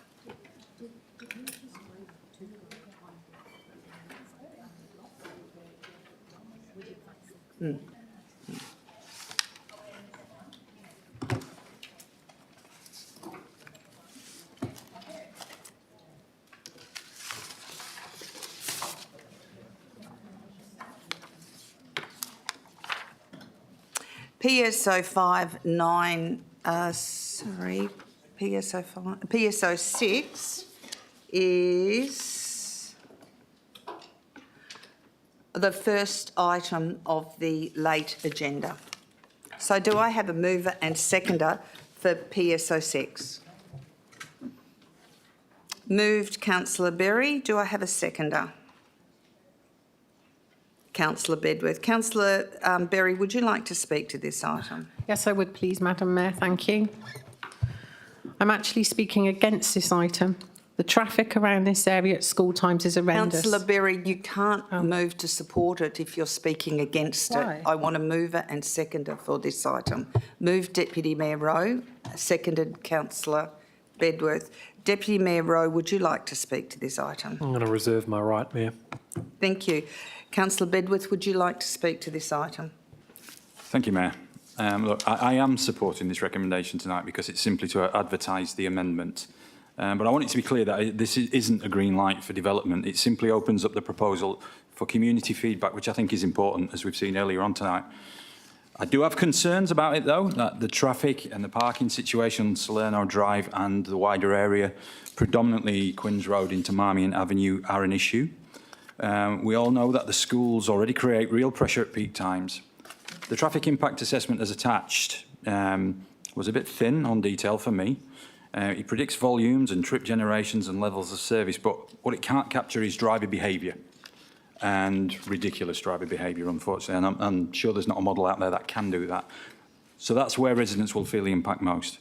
And even though the report calls it a moderate impact, around 40 extra movements an hour in peak periods and the loss of street bays, that'll be very noticeable on the ground. So while I'm happy to support the advertising of this, my support beyond that will depend on proper solutions, looking for clear parking strategies, pedestrian safety measures and realistic plans to manage congestion. And for that, I am happy to support tonight. Thank you. Speakers against? Councillor Bedworth. Councillor Berry, sorry, Councillor Berry. Thank you, Mayor. The traffic around this area at school times is horrendous and is a source of many complaints. Through the city's CRM process, I have had 3 responses in the last few weeks due to complaints from this area. A few others have been copied in. The city, to the 28th of August, issued 127 infringements as a result of parking complaints in this area. In recent months, traffic changes and modifications have been made to the area to try and assist with the congestion and lack of parking. From the questions asked last week, question 1, in the last part of that answer given by admin states, collectively these upgrades have improved the traffic flow, safety and accessibility for both school-related and general traffic. At this stage, no further upgrades are planned. This contradicts the CRM dated only yesterday, which states, A road traffic audit was conducted in July 2025 to assess the effectiveness of these modifications. The audit identified 2 key findings. Safety regarding traffic exiting Solano Drive. The city will be monitoring speeds on anchorage on approach to this intersection to determine approach speeds to determine whether further works are required to encourage slower speeds. I therefore conclude that further works could be made to this area to reduce traffic speeds, and that appears to contradict the answer to question 1 completely. The second key finding was simply in relation to pedestrian crossings. Via the CRM process, it also informed me that the city is working with the schools to identify possible solutions, and Rangers will be working with Traffic Services Unit to further address current issues. These responses have come to me via CRMs on the 22nd of September, 16th of September and 8th of September. We are then presented with a report asking us to consider the approval of 55 houses, or the advertisement of 55 houses bordering Solano Drive. All the schools know there are parking issues, and this land holds the key to the parking problem, but would obviously not make any financial returns for the school. In its current form, I will not be supporting it. Thank you. Thank you. Do I have a speaker for this item? If there are no speakers for this, do you have a question, Councillor Miles? Yeah, thank you, Mayor. My question is, just for the record, I did ask at the last briefing about whether or not we could attach a condition or some other item to this so they could provide extra parking. I wonder if administration could make a comment with regard to that while we're online. Mr Brocconi. Thank you, Mayor. Thank you for the question, Councillor Miles. Look, it is possible to attach some form of a condition. The exact wording of that would need to be considered. But at this stage, what administration is recommending is that if this is able to proceed to consultation, there'll be some further feedback, no doubt, and that can be considered when the matter is returned to council. Any other questions? No other questions. Are there any speakers for? Speakers against? Deputy Mayor Rowe, would you like the right of reply? Thanks, Mayor. Really just to echo the words that have already been said by Councillor Bedworth, that the purpose of the report is to refer this out to be having the relevant environmental report undertaken and then to advertise. So to not support the motion would be to deny those processes from being able to occur. So for me, it's straightforward. Thank you. Councillors, please cast your vote on item PSO 60925. And that recommendation is carried with 4 against and 11 councillors supporting. The councillors supporting are Councillor Coetzee, myself, Deputy Mayor Rowe, Councillor Herridge, Councillor Wright, Councillor Miles, Councillor Smith, Councillor Figg, Councillor Parker, Councillor Bedworth and Councillor Moore. Councillors against it were Councillor Seave, Councillor Nguyen, Councillor Huntley and Councillor Berry.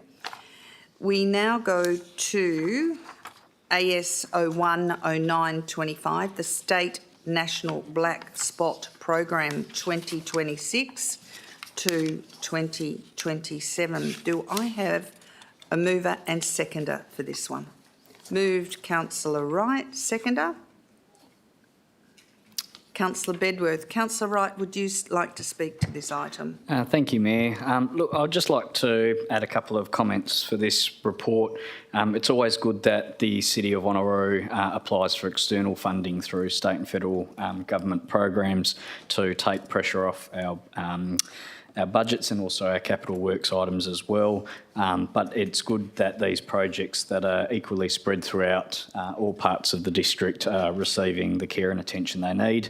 And a shout out to Kemp Street that is on there from Pearsall, as I know that local residents are awaiting a final outcome from the city on that project. But I know many of the other projects in there, like Woodvale Drive, the Woodlake Retreat intersection and Connolly Drive in Butler are also very valid and worthwhile projects that we do hear from time to time that come across our desk. So I think all these projects are worth receiving state and federal funding, and I hope that they are a good success. Thank you, Mayor. Thank you, Councillor Wright. Councillor Bedworth, would you like to speak to this item? Thank you, Mayor. Just to echo what Councillor Wright's just said, and just to pass on my thanks to administration, because they've answered some queries of mine during the week, which has really helped me clear up a few problems I had with some of the applications. And as Councillor rightly says, wherever we can seek external funding, we should. Road safety is one of the core businesses of a local government, and I think, you know, applaud everyone who's been involved in these applications. They're not easy. And yes, I'd just like to say thank you and urge everyone's support. Now, before we move on, if I can just make a declaration. So with regard to this item, I disclose that due to my employment with Main Roads, it may be consequential that there may be perception that my impartiality on the matter may be affected. I declare that I will consider this matter on its merits and vote accordingly. Thank you all. Thank you, Councillor Bedworth. You have a question, do you, Deputy Mayor Rowe? A declaration, yes. Thank you, Mayor. With regard to this item being AS 010925, I disclosed that I was the City of Wanneroo's delegate on the Main Roads Metro Regional Roads Group, but I've already attended my last meeting, so I wouldn't be evaluating any of these requests. As a consequence, there may be a perception that my impartiality on the matter may be affected. I declare that I'll consider this matter on its merits and vote accordingly. Thank you. Are there any speakers against this item? If there are no speakers against this item, councillors, cast your vote, please.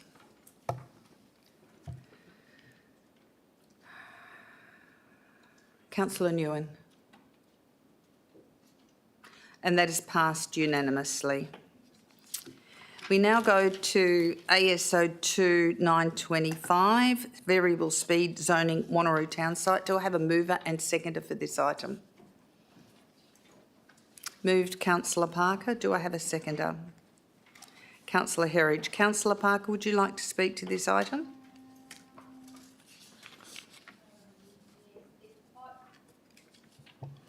Just briefly, just want to state for the record, the Roadwise committee makes no decisions. This is purely Main Road's decision, which as a member of Roadwise, I did question. As Mr Singh has said, this is a beginning of discussions with Main Roads, and hopefully the area that we're looking at can be extended, in my opinion, both north and south. I do, however, support the recommendation as a first step. Thank you. Councillor Herridge. Thank you, Mayor. I reiterate exactly what Councillor Parker said, being on the Roadwise committee as well. If I'm allowed to, can I just clarify what the deputy actually did state and ask if we did look at the strip further, as she suggested, going past Noonan and Church Street, and why Main Road selected just that small strip rather than further, just to clarify and have on the record? Mr Singh. Thank you, Mayor. My understanding is Main Road considered the commercial nature of that strip and also looked at the pedestrian movements which are more prevalent in that section, and that was the reason they selected that section. Thank you. Any other questions, councillors? Councillor Bedworth. Declaration, if I may. Oh, go ahead. As I said before, with regards to item ASO 2925, I disclose that I am an employee of Main Roads. As a consequence, there may be a perception that my impartiality on the matter may be affected. I declare that I will consider this matter on its merits and vote accordingly. Thank you, Councillor Bedworth. Are there any speakers against this item or a question? Question? Have you got a question, Councillor Miles? Amendment? Yes, thank you. My question just quickly, Mayor, is with the deputation done by Mr Newton, I understand that by the showgrounds, I think he's fine, which is south of the, but I do consider that some of what she had to ask was Church Street, I think, is still very much in the town site boundary.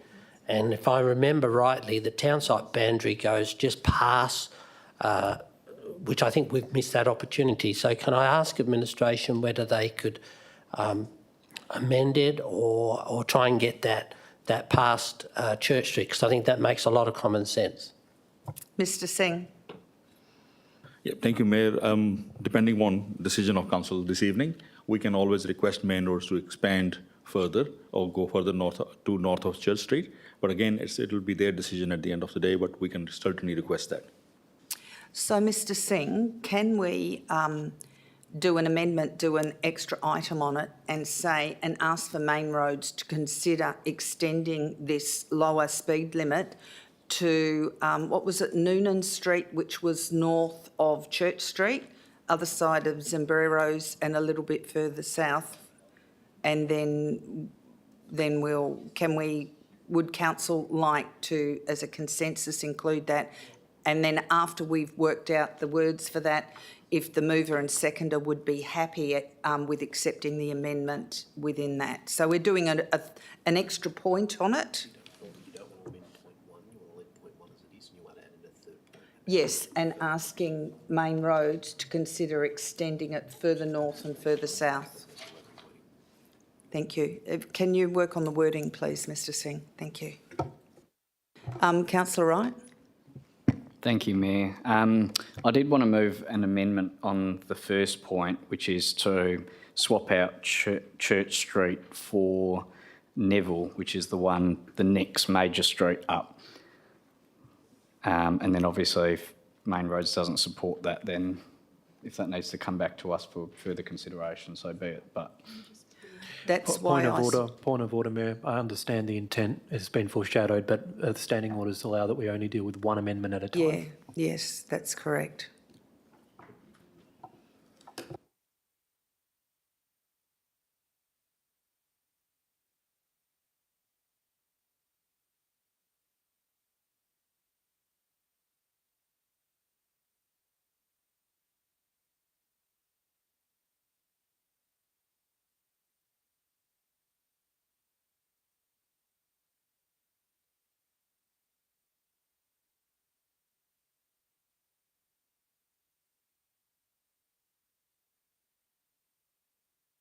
Councillor Parker? It's not really a question. I just wanted to add something that I actually did question Main Roads when we were at the meeting with them. And when I said, could we not take it further?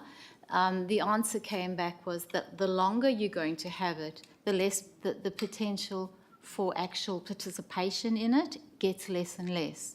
So what they have done over whatever studies that they've done, they have found that especially where you want to target the pedestrians and bicycles and things like that, if you have a shorter thing, you have more participation and more people on board.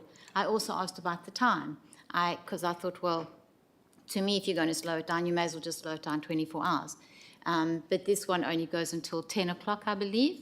And I said, well, why? What is the reasoning behind that as well? And again, the answer came back was the participation level. What they are after is actually making the stretch of road safer, and that is why they came up with this distance. But yeah, certainly going forward having the discussion, but those were the questions that came back from Main Roads at the time. I thought I'd just add that. I think the thing that concerns me as a user, and this is a discussion, we shouldn't be doing this here, but as a user, I see all the kids coming out from the primary school just there, as former councillor Dot Newton said, and I also see Zamberos across the road. If we could put it up another 100 metres, it just would make it safer for the kids and the transport movement around there. Deputy Mayor Rowe, if you've got a point of order. Well, it's more of a point of governance. Mayor, my understanding is if an amendment has been foreshadowed or indicated by Councillor Miles, the councillor comes up with the wording of the amendment. I don't know why the administration's now drafting it, because it's not an administration change to the report. It's been proposed from the floor. So it's the responsibility of the councillor to put forward the wording and then get the comment. I actually put forward the amendment from the chair. Well,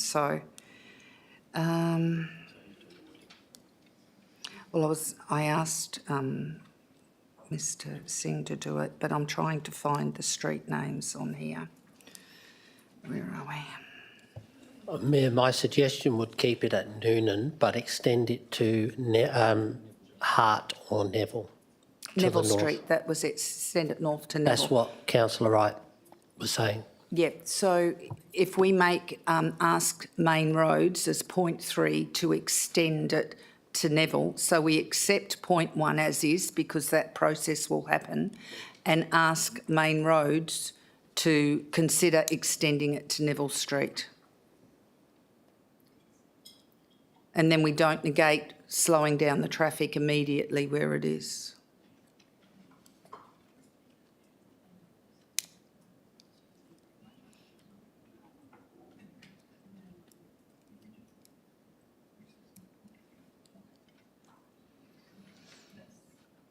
Extending the slower speed zone to Neville Drive, yeah.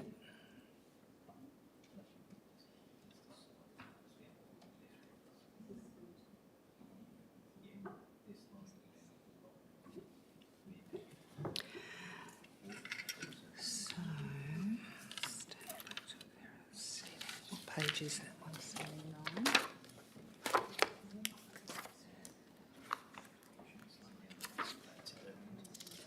It's 179.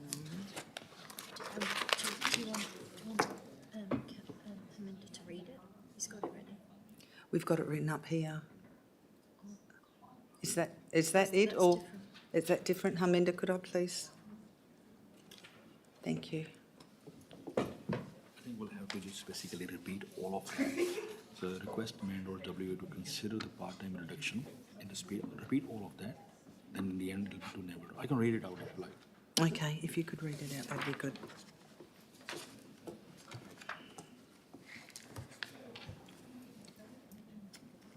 Go ahead, Mr. Singh, if you could read out the amendment.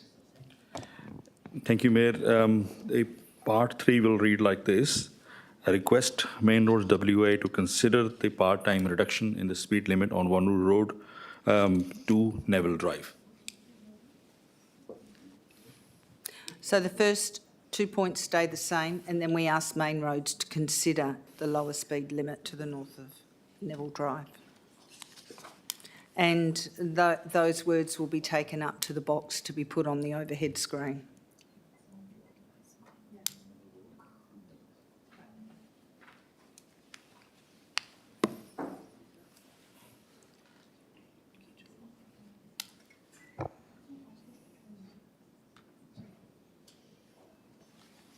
That's what the problem is when you do amendments on that other.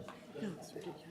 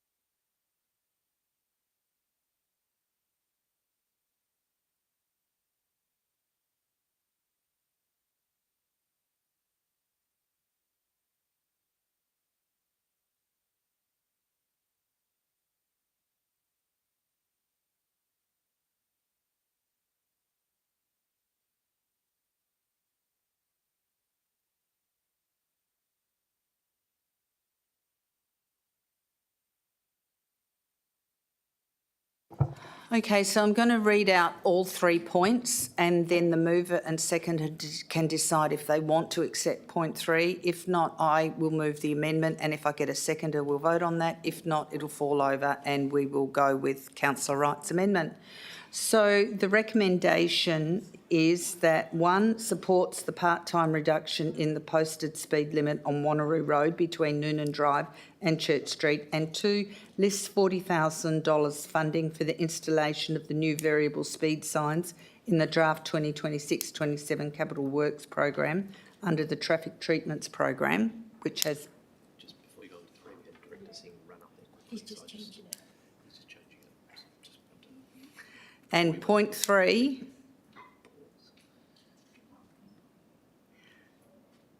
requests Main Roads WA to consider the part-time reduction in the posted speed limit on Wanneroo Road to Neville Drive. So would the mover and seconder be happy to accept point 3 within their substantive?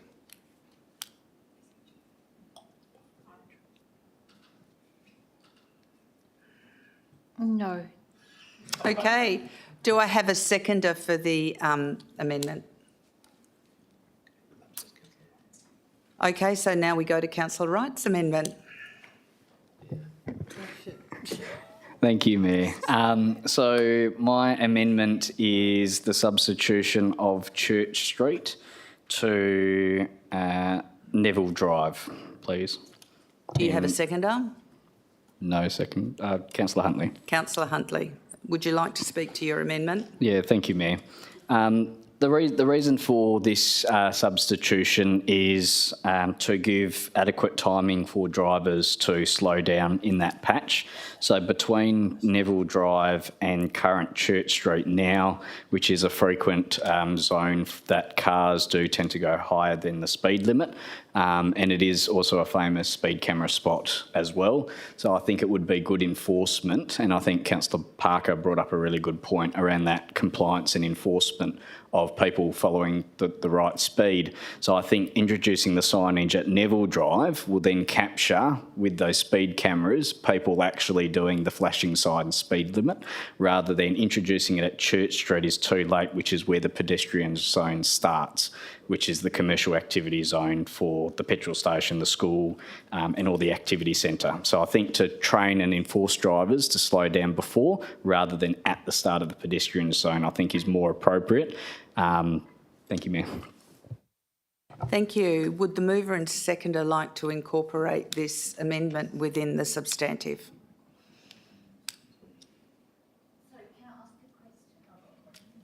Yep, go ahead, Councillor Parker. Councillor Figg has made a suggestion as well. Are we allowed to listen to what he's got to say in this? When we've got the amendment on the floor, you can talk to the amendment if they get a seconder. But are you prepared to bring the amendment into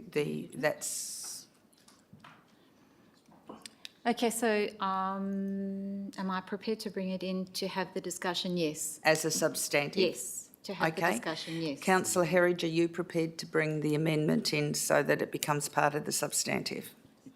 No. Okay, so we have to vote on the amendment. Okay, Councillor Berry, do you have a question? Yeah, I have a question.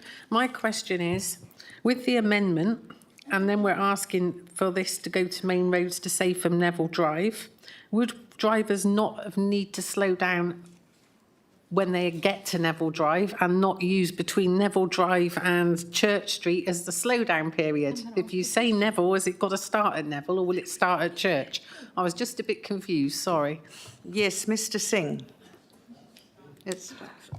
Thank you, Mayor. As we all drive on the roads, you see that when you approach the speed sign, you tend to slow. The speed limit actually applies from that particular posted speed sign. So yes, Councillor Berry, what Councillor Berry has outlined, you have to start slowing down north of Neville Drive in case the lower speed limit is implemented at that point. Okay, Councillor Wright, do you have a question, Councillor Miles? Yeah, thank you, Mayor. Just for administration, as we know, the old chicken farm is now the Stockland Ilari estate. I think there's going to be about 2,500, 3,000 cars coming in and out of that intersection. Has administration been able to do any traffic modelling on what that will do to Wanneroo Road and this particular proposed amendment? Mr Singh. Thank you, Mayor. As far as I know, we haven't, but I may have to defer that to Mr. Barker, whether we have scheduled any traffic counts in Wanneroo Road in the anticipation of their subdivision being completed. Mr Barker. Which is a good idea. Yeah. Got the right one. No, it would have been considered by Main Roads as part of the subdivision approval in the first place, what treatment was done of the intersection, but it hasn't been considered as part of the speed reduction. Thank you. Questions? Councillor Moore and then Councillor Seif.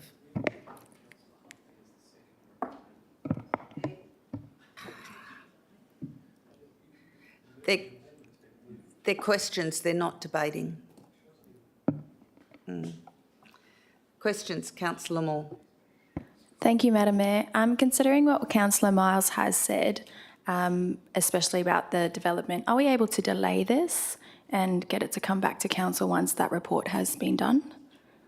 The only way we can delay it is if the vote doesn't come across. And I'll give Councillor Seith the opportunity to ask a question, and then Councillor Wright has spoken to. I'll get Councillor Huntley to speak to it as a seconder. Councillor Seith, do you have a question? Just quickly, thank you, Madam Mayor. Whether we vote to approve this or not, is the final decision still going to sit with Main Roads anyway, isn't it? Mr Singh? Yeah, thank you, Mayor. My understanding is Main Roads have agreed in principle to implement part-time reduction in speed limit in the section from Noonan to Church. If we change that to a different street, then obviously there will be further discussion with Main Roads, and we'll have to seek that agreement. I'll let Councillor Huntley second it, and then we will speak to the amendment. Councillor Huntley? Thank you, Madam Mayor. Just before I second, I do actually have a question. And that is, with the new estate, the Eliari estate, is that going to have a road directly linking from Cape Horn through to Wanneroo Road? In other words, can those new estates that are being built on Cape Horn do a rat run through the Eliari estate to come out onto the Wanneroo Road? Mr Singh? Thank you, Mayor. I don't think we can answer that question without looking at the actual road network, what's planned through local structure plans. So at this stage, we're not able to provide the answer.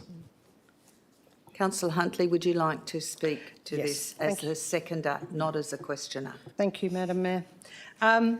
Yes, if we're going to bring in speed reductions through the city of Wanneroo, then we need to actually make sure that the town centre is covered. Now, we have a new petrol station that is going to be built. We have a new estate that is being built. I do know that estate will have connecting roads, so people will be able to rat run through off Cape Horn, which is absolutely a nightmare at the moment. They will rat run and they will be able to get onto the Wanneroo Road rather than come down Pinjar. That is going to increase the traffic. So it does make more sense to actually bring the speed reduction at Neville. Then we've got traffic lights at Pinjar.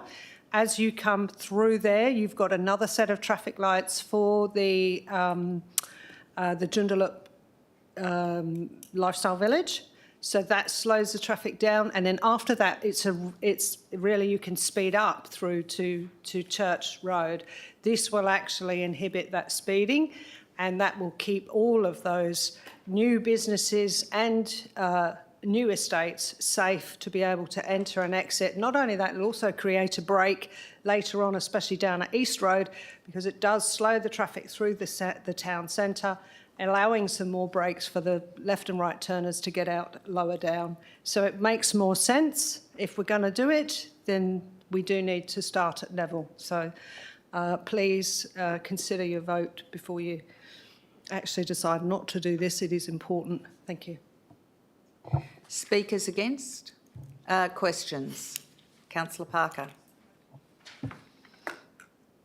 Thank you, Mayor.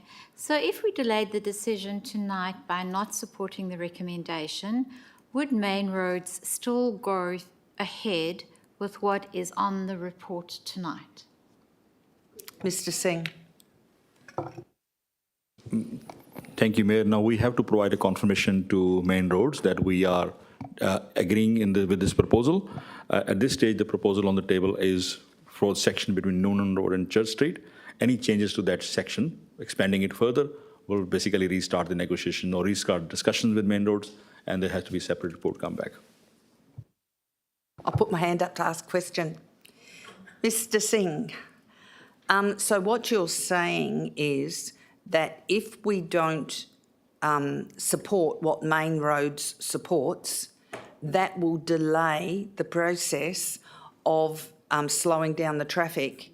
And so, therefore, whilst we're all in agreement that it needs, from Neville Drive would be a better option, if we put Neville Drive in, it's going to extend, from what I understand, the time of getting it slowed down. It would be better to just do what Main Roads say and then approach Main Roads to try and get the extension to Neville Drive later.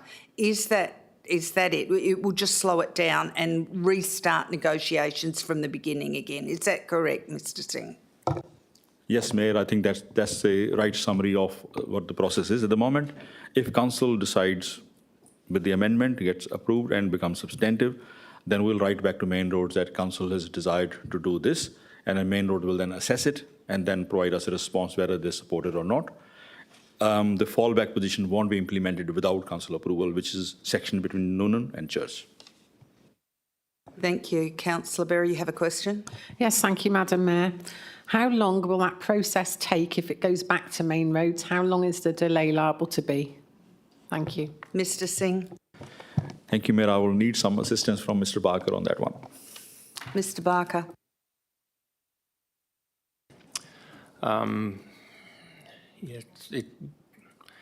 We meet regularly with Main Roads every 6 weeks, so we would bring it up at the next meeting, which is due in a month.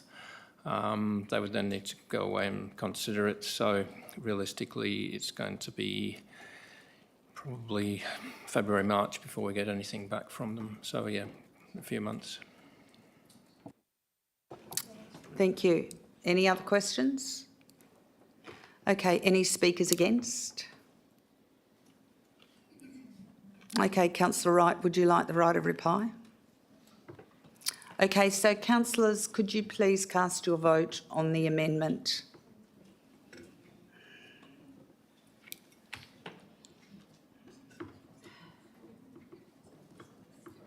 And the amendment is passed with 9 supporting it and 6 against. Those against are myself, Councillor Rowe, Councillor Herridge, Councillor Parker, Councillor Bedworth and Councillor Moore. Those supporting it were Councillor Coetzee, Councillor Seif, Councillor Newen, Councillor Huntley, Councillor Figg, Councillor Wright, Councillor Miles, Councillor Berry. So now, councillors, we will vote on the substantive as amended. Would the mover like to speak to the substantive as amended? Councillor Parker.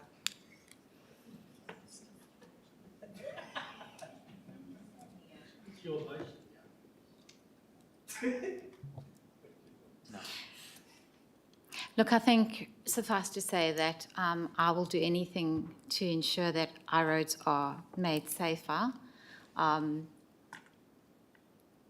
if it means doing this, that's going to ultimately get those roads made safer.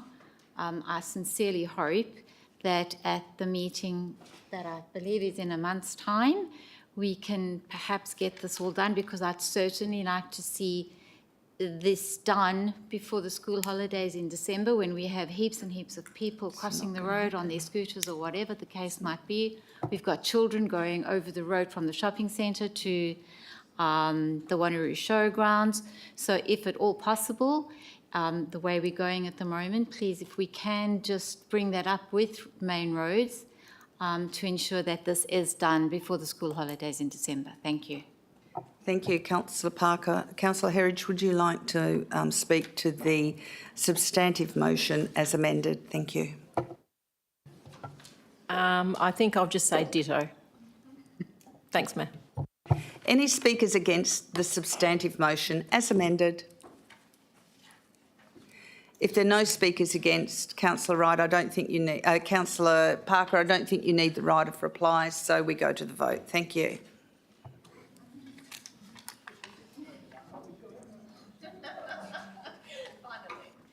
And that is passed unanimously. We now go to AS 030925, and I will move this item. Do I have a seconder for it? Yes? Can I please move a procedural motion to do AS 040925, as I have to leave soon? And I would like to speak to it, if possible. Do I have a second for that, Councillor Smith? Councillor Smith, can we vote to move AS 040925 forward?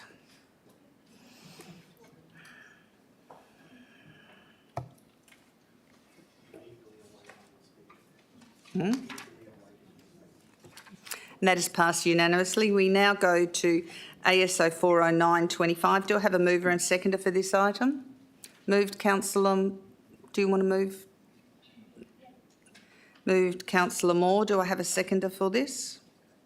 Councillor Miles. Councillor Moore, would you like to speak to this item? Thank you, Madam Mayor. I just had a few questions, but I'm supporting it. I just wanted to get clarification from administration. Okay. What are your questions, Councillor Moore? Thank you, Madam Mayor. I just wanted to get for point of clarification from our director to explain what a waste transfer station is and how it works. Mr. Singh. Thank you, Mayor. As the name suggests, the waste transfer station is to bring the waste from our curbside collection onto a central location, and then use a larger transport mechanism to transport elsewhere where it can be processed. Thank you, Madam Mayor. Will this create a bad smell for residents living near the area, like Tamala Park? Mr. Singh. Thank you, Mayor. As part of the development of this transfer station, we will be seeking works approval from Department of Water Environment Regulation. Before even do that, we will actually undertake various assessments through specialist consultants. They will consider all those aspects and the mitigation measures. So before any operations do commence, all those conditions will need to be satisfied at that site. Thank you, Mr. Singh. Councillor Moore. And can you also clarify that this is completely separate to the MRC business case for FOGO, as misinformation is currently being spread on social media? Mr. Singh.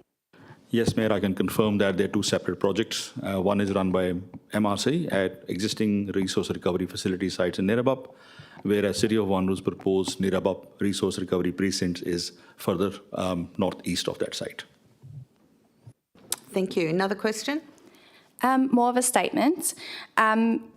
With this item, as we've heard this evening, especially from... Councillor Moore, can you make that speaking to the item? Speaking to the item, sorry, that's more what I was meaning. Yep. As we saw tonight, public consultation is absolutely vital in our community. We've had very passionate residents come through. So to not support this item would not allow our community to have a say and to start that process and to completely stop it.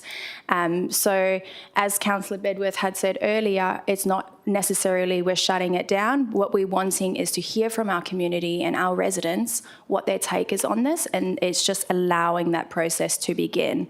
Thank you. Thank you. Councillor Miles, would you like to speak to this item? Yeah, thank you, Mayor. I understand as Councillor Wright and myself are obviously involved in our city's waste decisions, just like all council as well as MRC. And Councillor Moore is correct. There has been some dishonest posts put out through the social media for one reason or another. I think the local newspaper might have put a couple of stories together which didn't help. And I think one of those stories was obviously the waste transfer station that's going to be built currently in Wanneroo. And I guess just to finish off, if Mr. Singh can clarify that the Wanneroo waste facility has been operational since, I think from memory, from about 1985. If he can clarify that for me, please. Mr. Singh. Thank you, Mayor. I wouldn't know the exact start year, but I've been working for Wanneroo for 30 years. Yes, it has been in operation for more than 30 years. Thank you, Mr. Singh.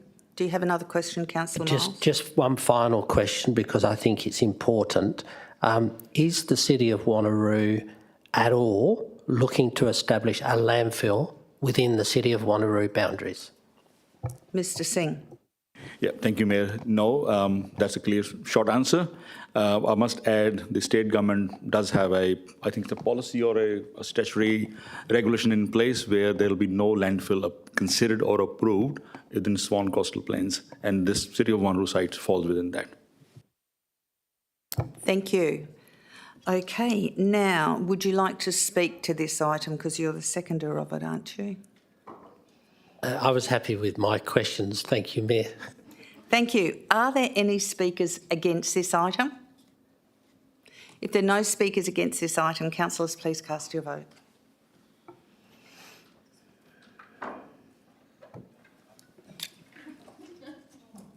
And that is passed unanimously. We now go back to ASO 3925, which I'm moving. Do I have a seconder for this item? Councillor Figg. So, at last, Etta James had a great song called At Last, and that's just what this feels like, the provision of dog bin mounted dog waste dispensers. You know, we talk about the little things, and there are sometimes little things around the parks, and there are sometimes bigger things around the parks. But I tell you what, for me as a elected member for the people of the City of Wanneroo, one of the biggest things I have lots of complaints about is dog faeces at our parks, and complaints that there aren't dog bin bags at the parks. At last, this has come so that we are working towards providing dog poo bins and waste dispensers at every park in the City of Wanneroo. I'm very, very excited about this, and I'm sure our community might not be quite so excited because they will take it for granted, because the dog poo dispensers, waste bins dispensers will be automatically there in the future and they won't have to look for them. So please, councillors, I ask that you support this recommendation. Thank you. And my seconder, Councillor Figg, would you like to speak to it? Thank you. Yes, thank you, Mayor. It's a passion of mine, this topic. Join the club, mate. So yesterday evening, I attended our local residents association meeting up in Turox and Yanchep, along with Councillor Coetzee. And what you'll find is that on the ground, one of the largest frustrations that people have is people leaving dog waste everywhere. I know that comes down to dog owner responsibility, and I think that's a fair criticism of some of the dog owners that we have out there.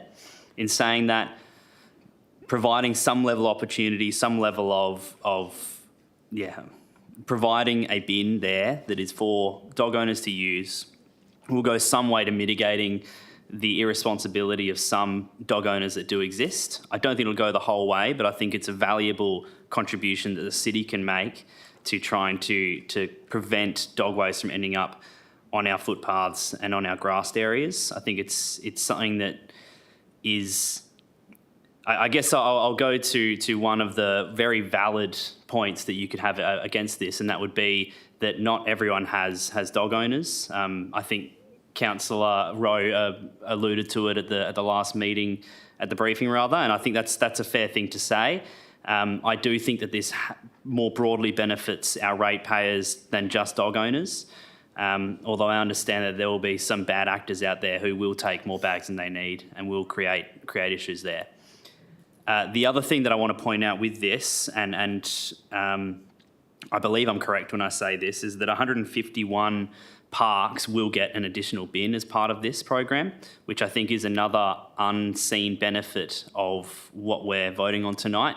And I would say that the other pet peeve that you hear from residents is that there are not enough bins at our local parks and areas. So if anything, I would say that perhaps look at the multiple benefits that could come from this program and try and find a way to see how it'll benefit your local area. I do hope people support it. Thank you. Thank you, Councillor Figg. Do I have any speakers against this item? I have a question from Councillor Wright.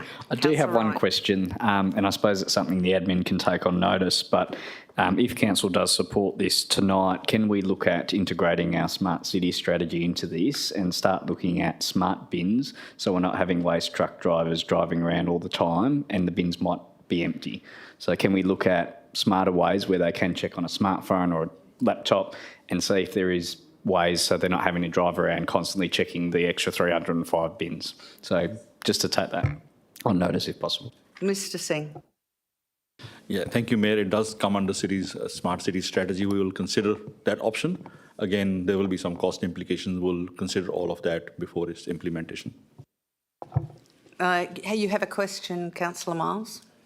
Yeah, just a follow-up from the briefing session, Mayor.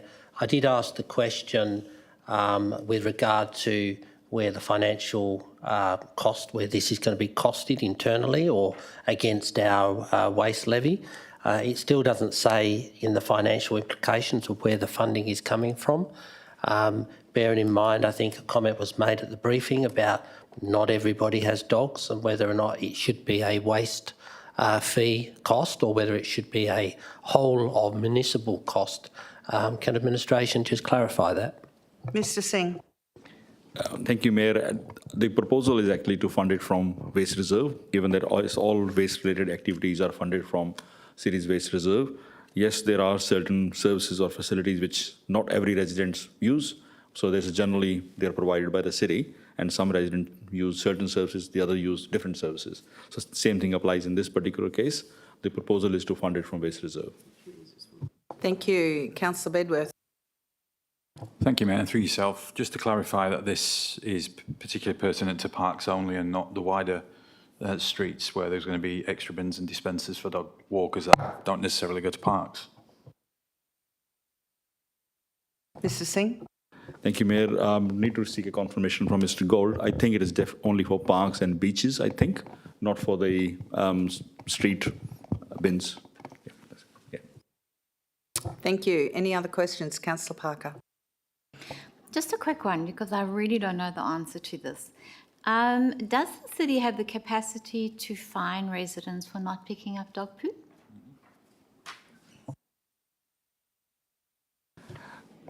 Mayor, I may have to refer that to Ms. Thrush. She may be in a better position to respond to that question. Ms. Thrush. Through you, Mayor.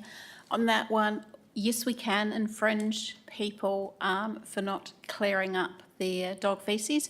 However, we have to observe it in the act and observe them not picking it up before we can infringe. So that therefore makes it very difficult. Thank you. Questions?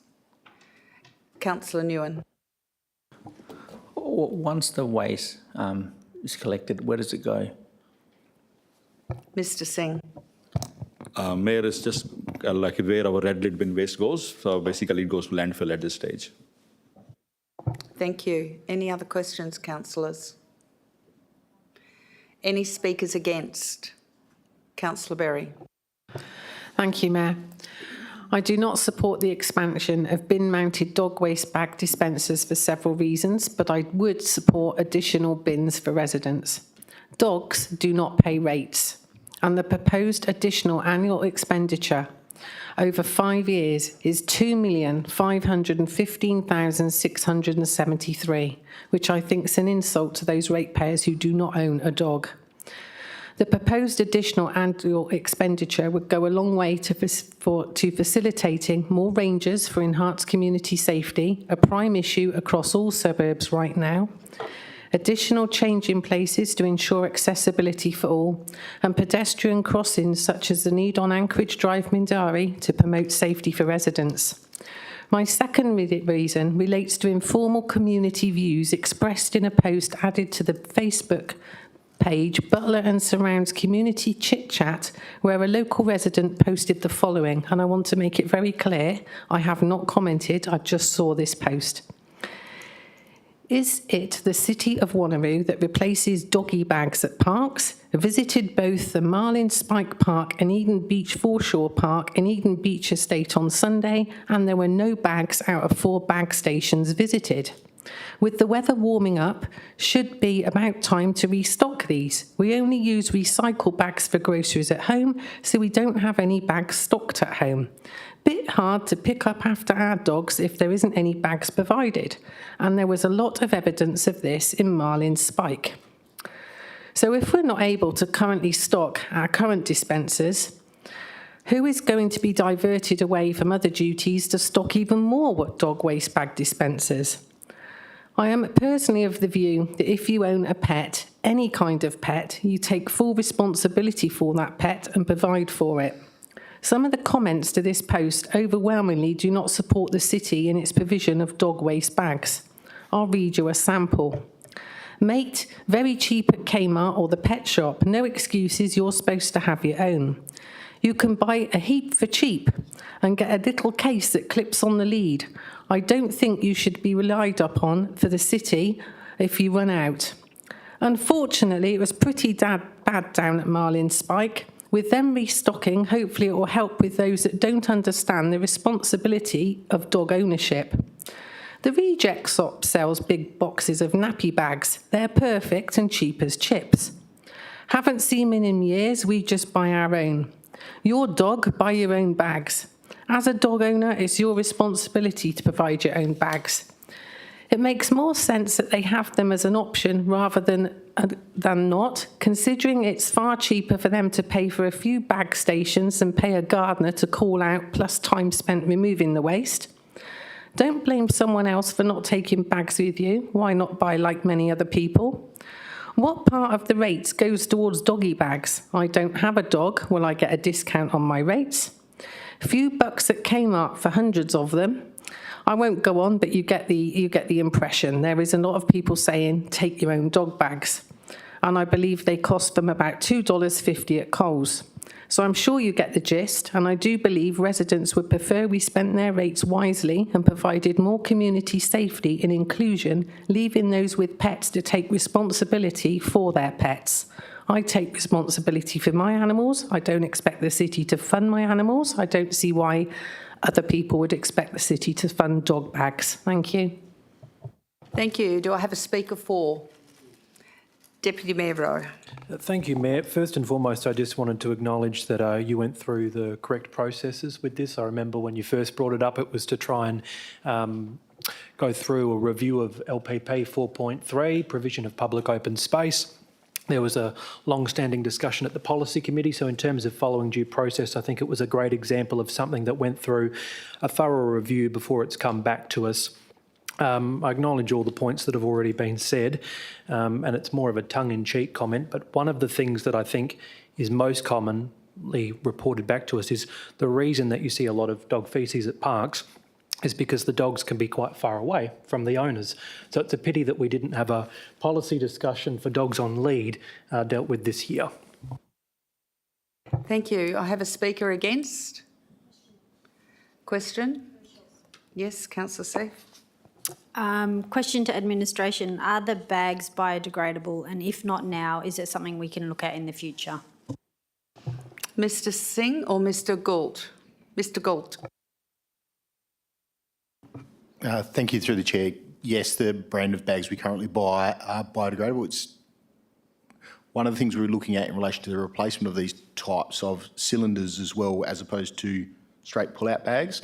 The biodegradable, once it hits a bit of sun, because they're in packs, they generally start to fray quickly and they're actually quite easy to remove. From the analysis we did, the roll type that's protected from the sun, we can still use those types of bags, but they degrade at a much slower rate, and it's generally quite hard to pull lots of them out at once. Thank you. Any other questions? Any speakers against? Councillor Nguyen. Let me make this clear. I will not waste money on poo bags. I support the existing current arrangement, but not extending it. This is not a solution to people not picking up their own dog poo. This is encouraging people to actually not do it at all. The way that I think this is, when you go to Singapore or other Asian countries, you don't see bins in public area. People actually pick up their litter and bring them home or to other places to put them away. Having more bins in public places and extending the current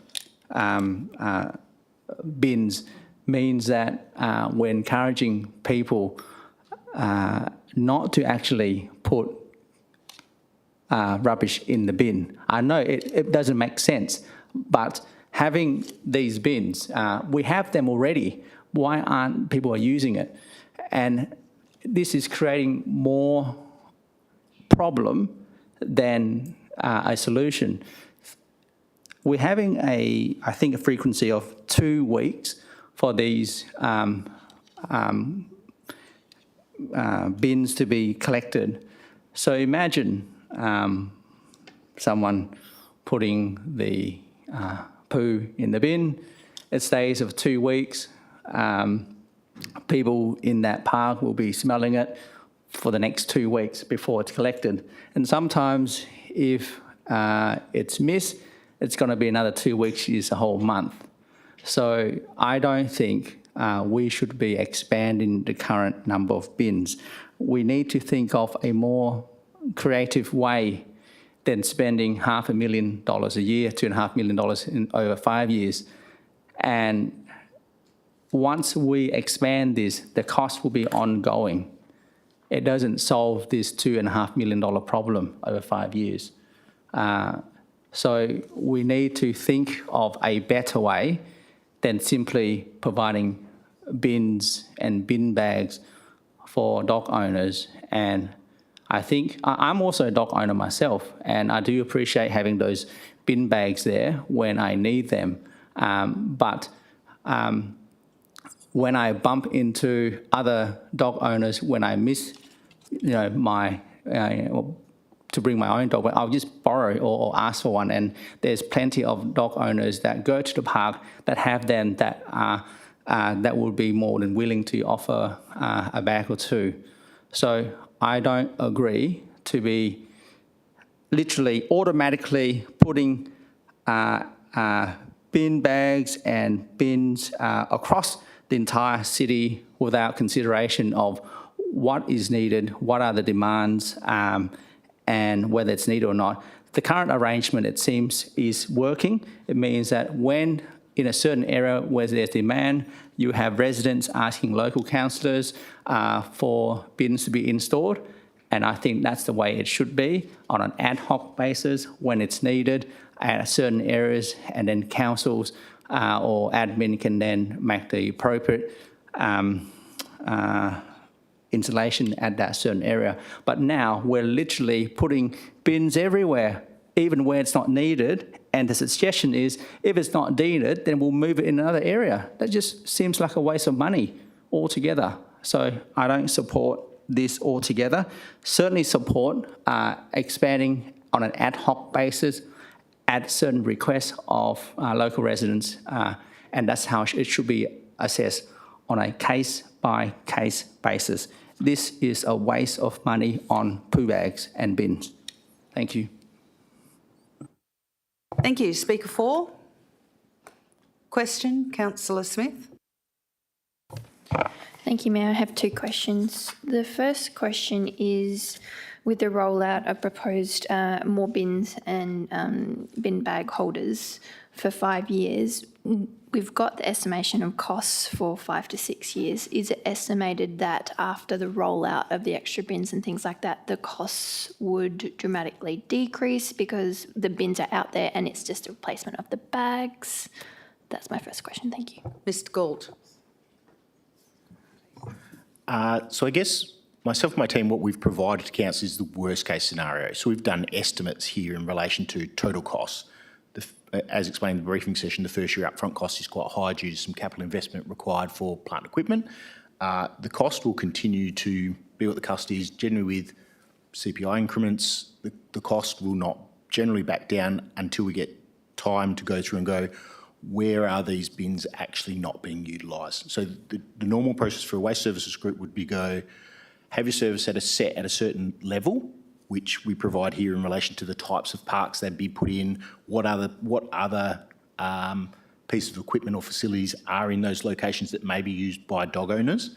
And then we look at reducing ones that are serviced but underutilised. So that would be a normal process. I guess the annual expenditure I've given you here is just the first 5 years because it gives the council understanding of how much this is likely to cost. Another question, Councillor Smith. Thank you. My second question is in regards to the administration comment. In the comment, there was no other proposed options or things like that in terms of evaluating, I guess, the motion which is turned into this.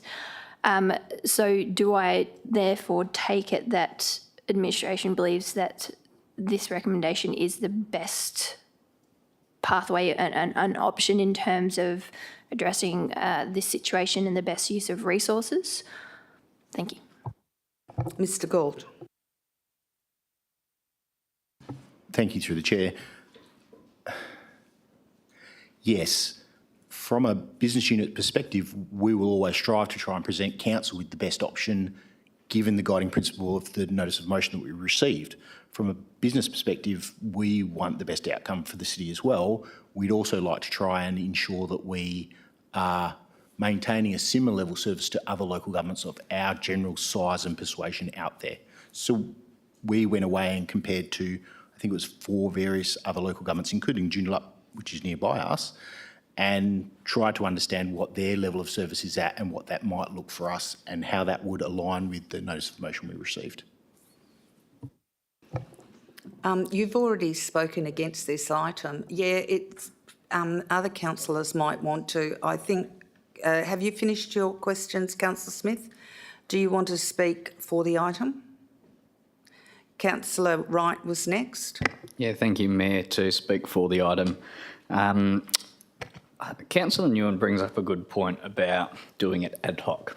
The problem with that is every time we do, we get pushed back. We get said no.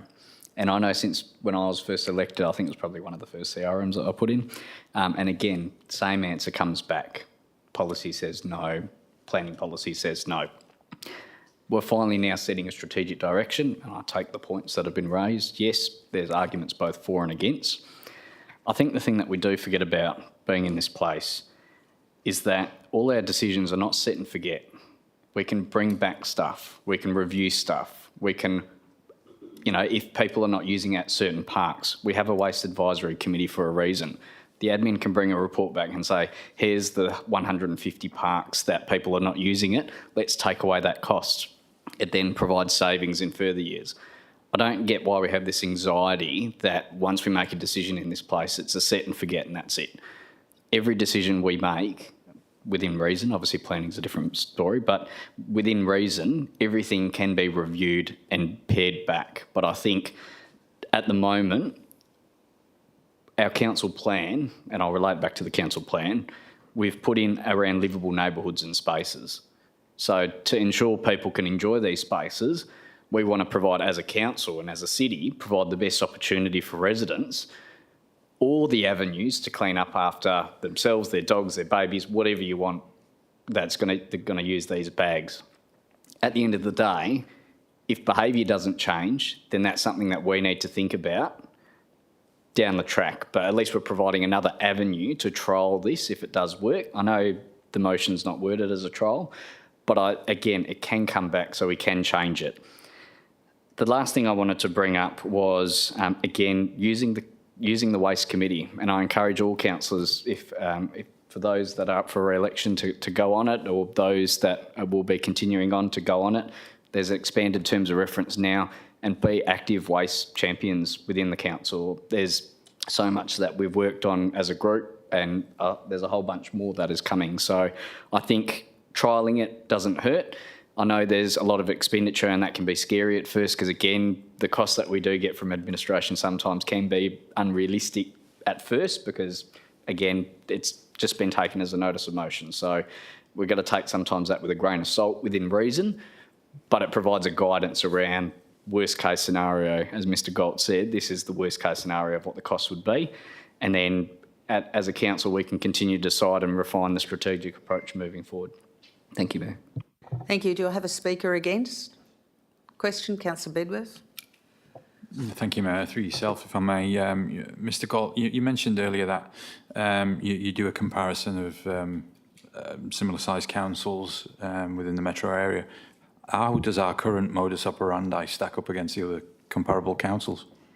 Mr. Galt. Thank you, through the Chair. I guess one of the questions was asked at briefing session in relation to how we compare specifically against the City of Joondalup. The information we have from Joondalup, for one, we went to Stirling and Vincent and Perth as well. They have 396 dispensers throughout 363 parks. Now, I spoke to the manager of waste there last Friday, and he said we may be overserviced. Like, we're just trying to find a balance here for us to approach this.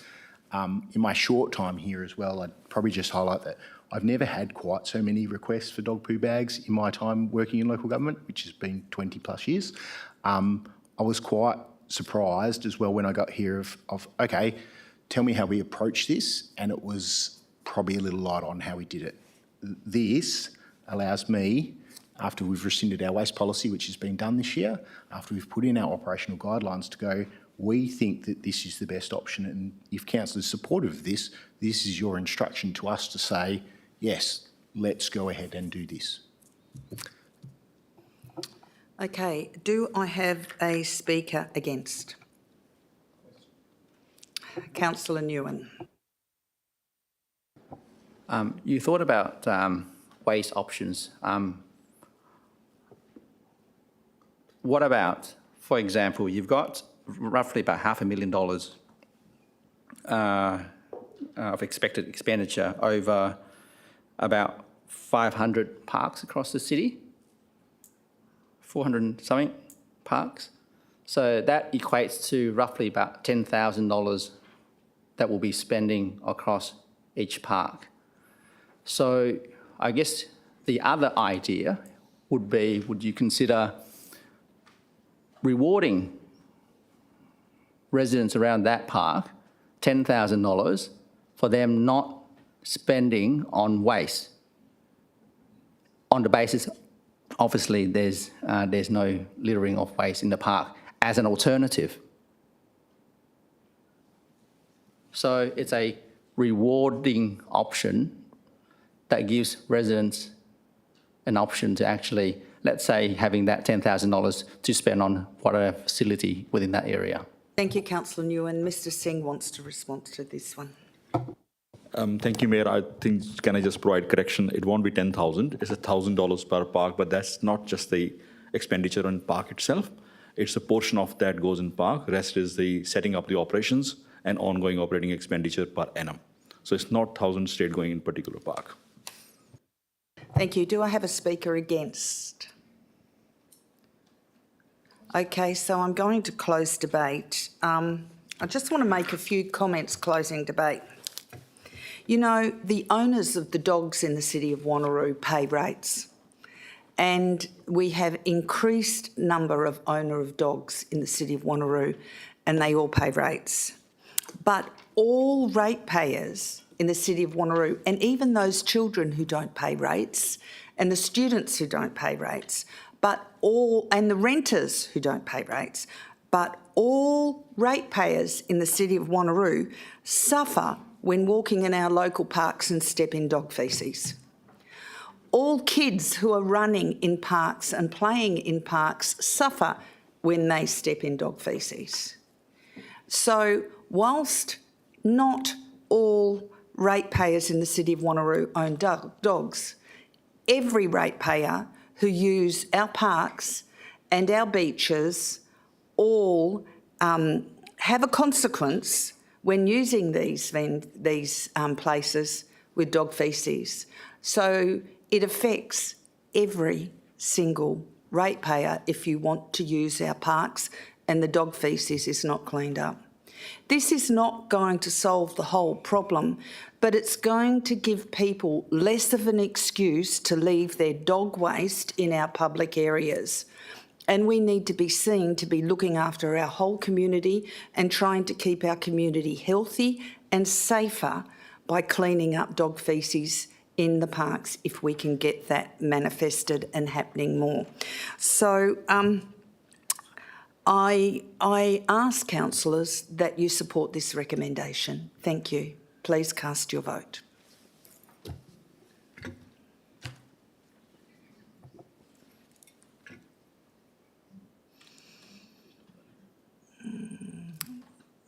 We've got 14 and Councillor Moore's not here. So I declare the recommendation is passed with 12 supporting it and 2 against. Those against are Councillor Berry and Councillor Nguyen. Those supporting are myself, Deputy Mayor Rowe, Councillor Herridge, Councillor Wright, Councillor Miles, Councillor Smith, Councillor Seif, Councillor Coetzee, Councillor Huntley, Councillor Bedworth, Councillor Parker and Councillor Figg. We now go to item AS 06925, a response to petition PTO 40625, speed bumps on Southampton Lane, Mindari. Do I have a mover and seconder for the substantive? I declare the substantive has fallen over and we have an alternative from Councillor Bedworth. Councillor Bedworth, do you have a seconder for the alternative? I do, Mayor, thank you. It's Councillor Berry. Councillor Bedworth, would you like to speak to this item? Thank you, Mayor. Yes, in regards to this, it's we heard from the petitioner earlier in the evening and at the briefing.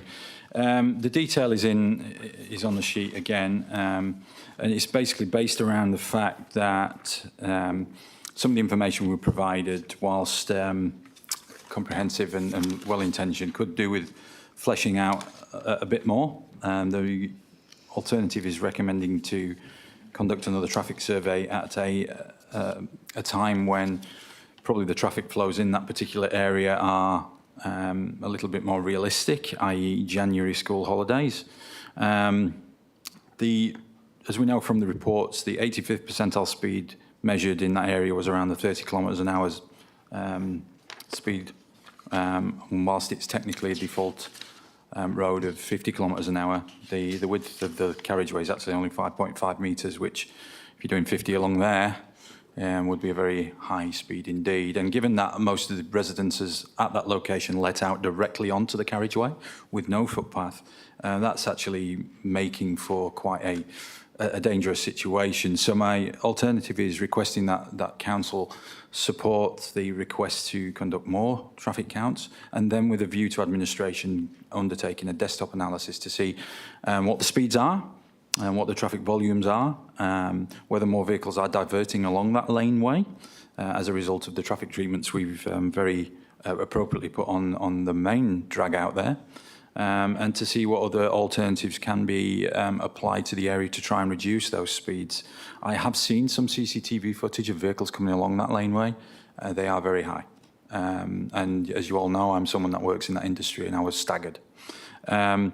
The livable neighbourhoods, which has been quoted in the report, and I did ask Mr. Barker the question at the agenda, but it does recommend a 15 kilometre an hour operating speed for laneways such as this, which, as I'm sure we all know, when someone is struck at a 15 kilometre an hour speed, actually the opportunity for fatalities or serious injury is pretty close to zero. When that's increased to 30 kilometres an hour, it goes up exponentially, and then 40, it goes up exponentially again. So whereas around 25 to 30% of pedestrians hit at 40 would probably die.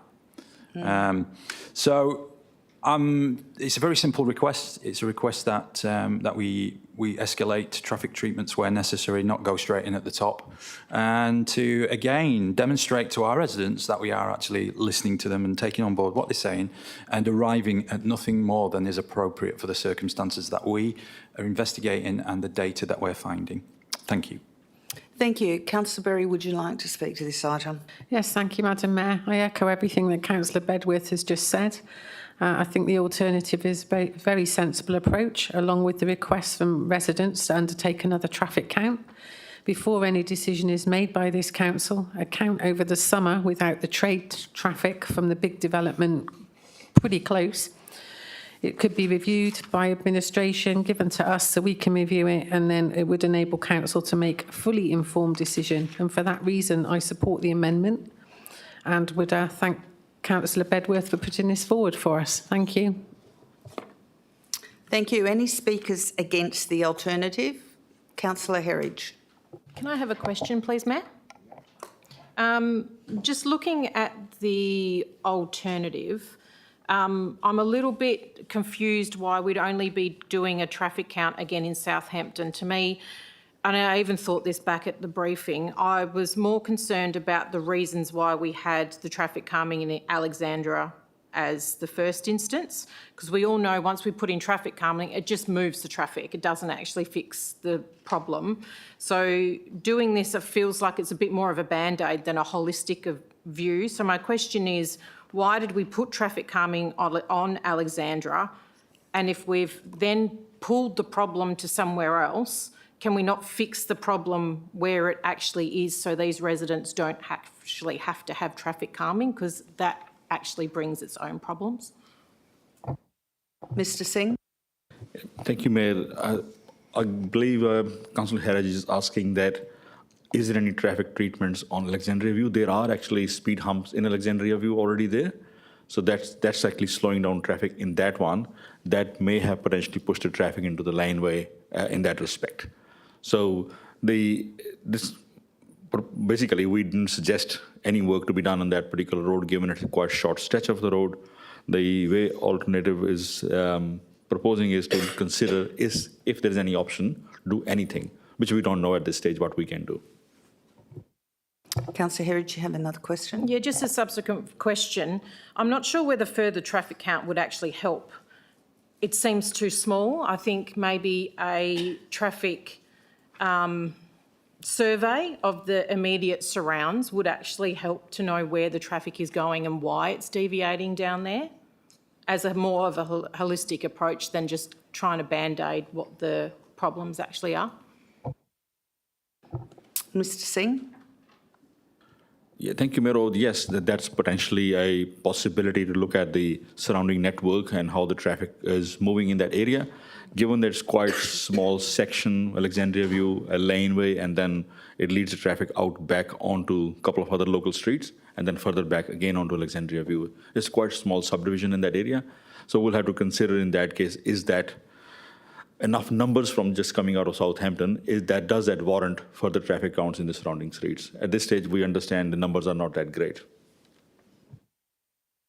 Thank you. Is that a question, Councillor Berry? You've already spoken to No, the it is a question, Madam Mayor, thank you.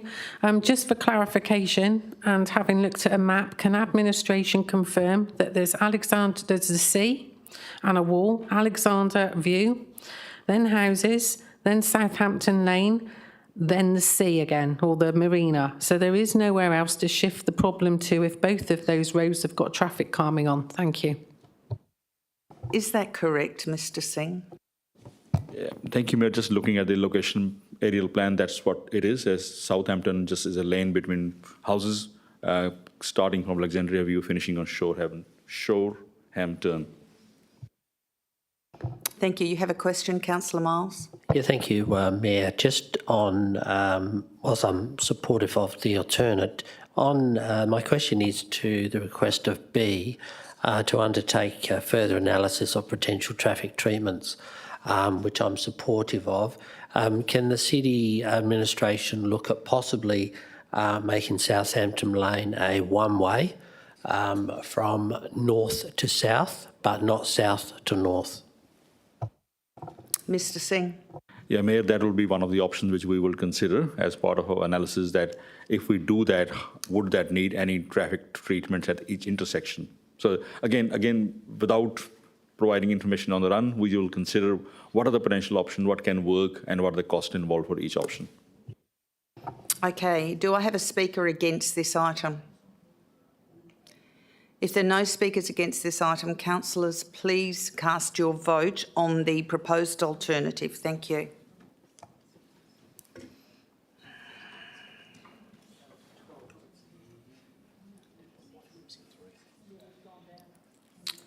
Okay, so Councillor Seif. Okay, so we have one against, which is Councillor Seif, and we have 11 supporting. We now go to item ASO 70925, response to petition PTO 50625, nighttime closure and increased security of the public boardwalk and jetty at the southwest. Oh no, we've already done that one, sorry. It's CPO 10925, response to petition PTO 2, the banning of fishing at Mindari Marina. Do I have a mover and seconder for administration's recommendation? If I don't have a mover and seconder,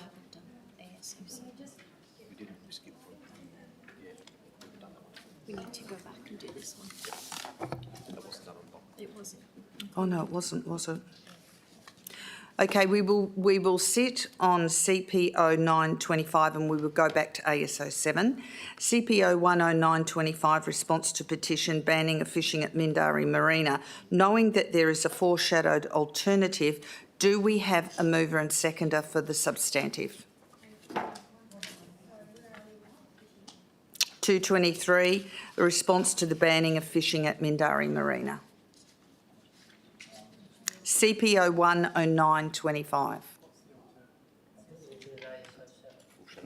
We will go back to that, sorry. I've got a foreshadowed alternative from Councillor Herridge on this. Do you have an alternate? No? Okay, it's in my notes, sorry. Okay, do I have a mover and seconder on the substantive CPO 10925?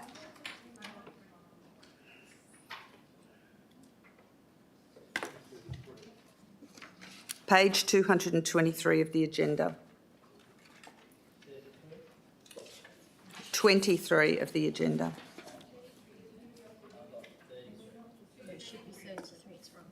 It's wrong on my run sheet. Sorry.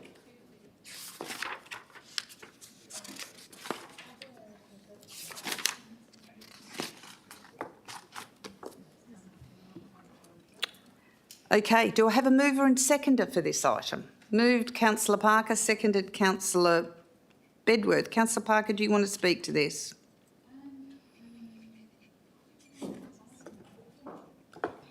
Mayor, mine was more going to be a question. I'm happy for the two councillors to move, Councillor Berry and Councillor. So you happy for I was Councillor? more of a question. Oh, okay, Councillor Berry, you happy to move this item? I'm happy for Councillor Bedworth to move it and I'll second it as he put his hand up first. Okay.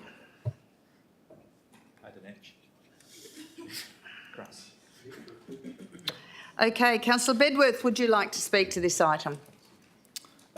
Just very briefly, Mayor, just to say it's a fairly good report on this occasion, and not that it's not on any other occasion. I do. My apologies to admin on that one. It's just first things that tripped out my mouth. No, it's a good report. I think the recommendations are fair and reasonable in the circumstances within the constraints of what the city have got and the other stakeholders in question. So I'm happy to support it. Thank you, Councillor Berry. I'm happy to support it as well, but I would like to make an amendment if I could, Madam Mayor. What is your amendment? The amendment is literally to put a date into the report that comes back. So where it says they're going to undertake the consultation, and then can we bring it back in March at the same time as all the other Mindari Marina issues would be great. Is that able to be done, Mr Singh? Oh, Ms Davis, sorry. Thank you, Mayor. Yes, that's achievable. Thank you. Okay, so we include having it brought back at the March At the March meeting, thank you. It's okay, you like me. No, it's because you like me.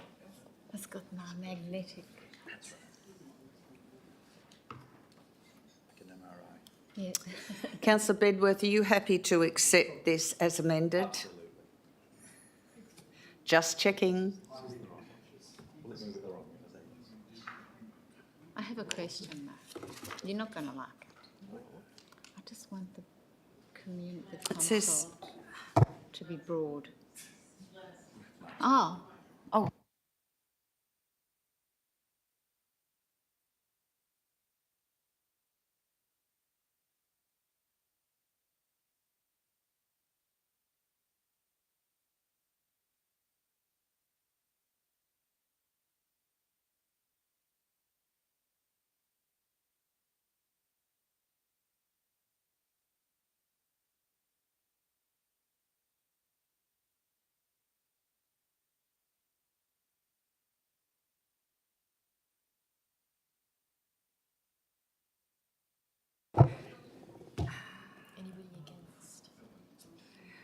Anyone against this item?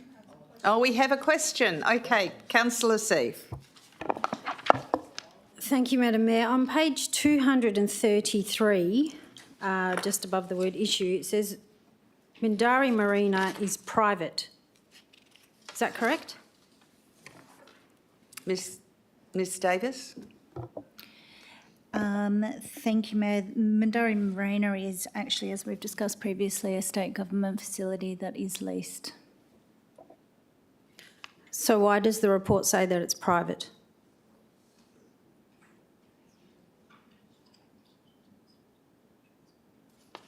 And therefore Regulation 31 doesn't apply. Ms Davis.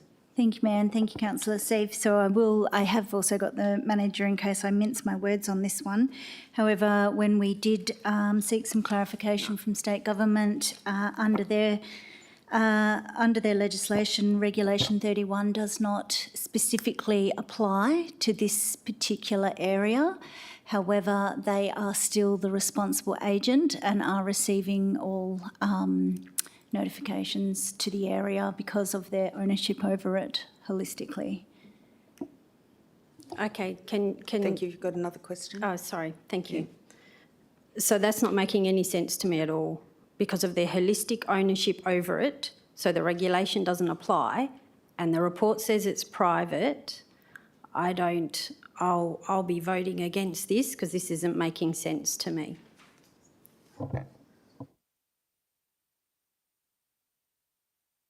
Ms Thrush, do you have a response to that? Yes, through you, Mayor. We requested from there was a question raised at briefing last week as to whether Mindarie was similar to Hillary's, where Hillary's have got fishing banned under certain reasons at Hillary's. So we asked that question to the Department of Transport and Major Infrastructure, and their answer was because Hillary's Marina is a port, therefore Regulation 31 applies, and so therefore fishing is not allowed under certain circumstances. Whereas because Mindarie Marina is classified as private, which was their words, it's not a registered port, it's state-owned under lease to Sanctus, therefore Regulation 31, which allows them to ban fishing for certain reasons, does not apply.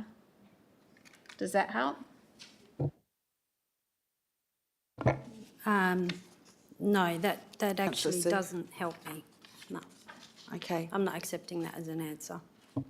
Okay. Any other questions, councillors? Councillor Miles and then Councillor Parker. Yeah, thank you, Mayor. Yes, I was also on the phone to our General Counsel today with regard to this as well.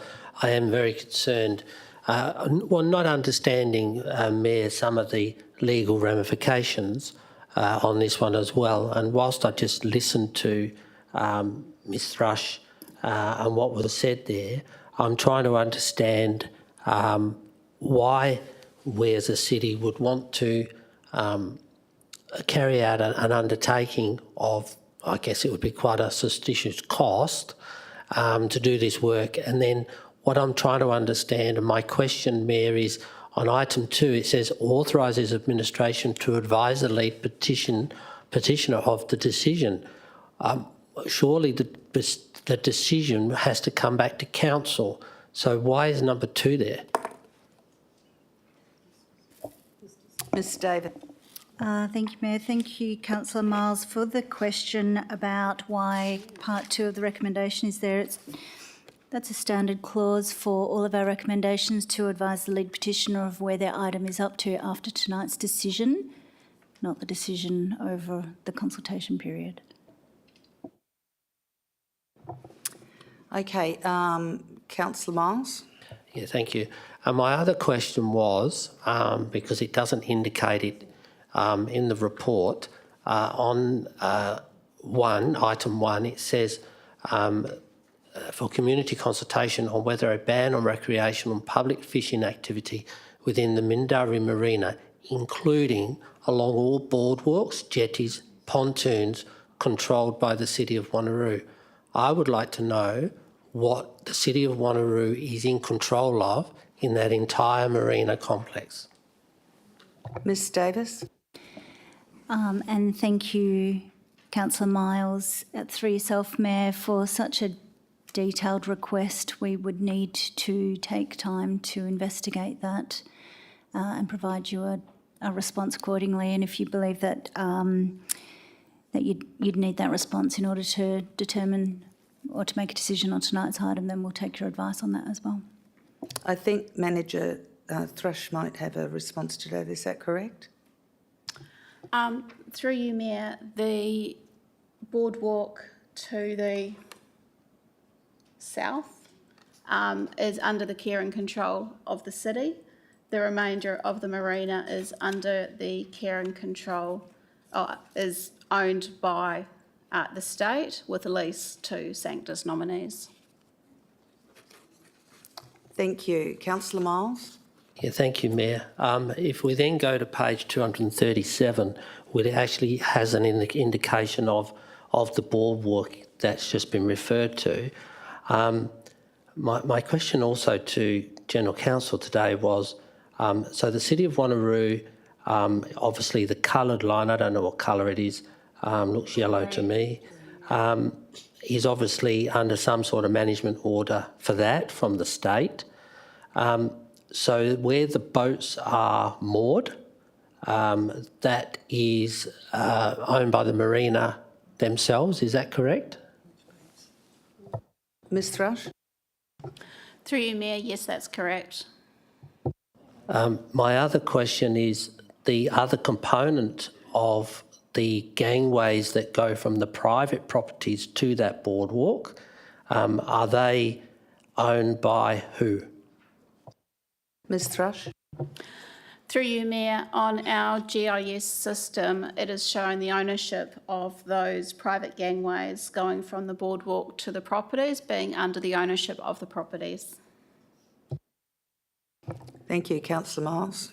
Thank you, Mayor.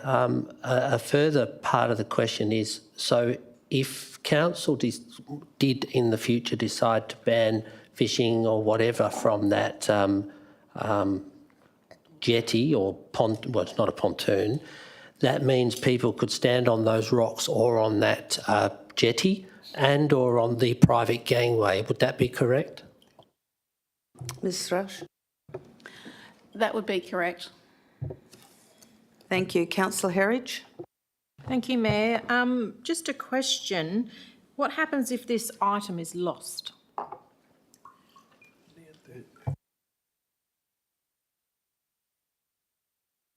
Ms Davis? Through the Mayor, we would still need to advise the lead petitioner of Council's determination tonight. Councillor Herridge? But we're not making a determination. That's a determination in itself. You changed the word request to do not supervise. Through the Mayor, in Davis. further clarification, I think I go back to my previous comment, given that it seems that we don't have all the latest information, if Council would prefer to put forward a recommendation to defer the item so that we can bring some information back at a later date. What's the consensus on referring it back?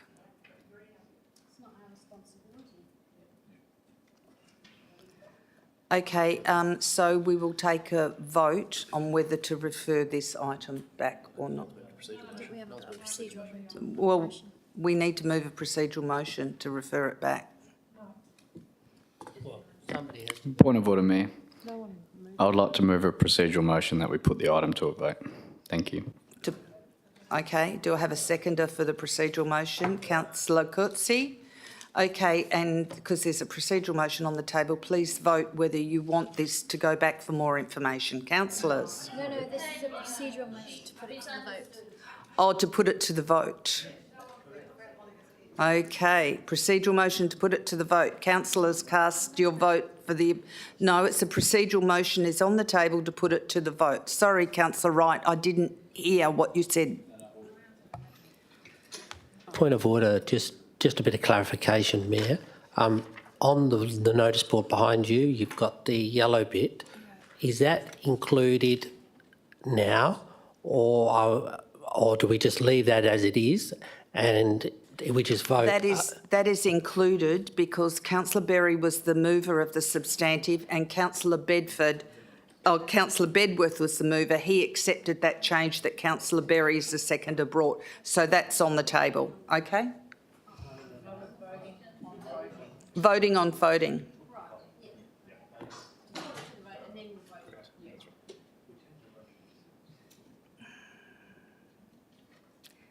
How many people have we got in the room? Yes, Councillor Smith? Yep. So, and we've got Councillor Parker's, sorry? We're voting on whether we're voting or not. So are you agreeing with voting or not, Councillor Coetzee? Just put your thumbs up or thumbs down.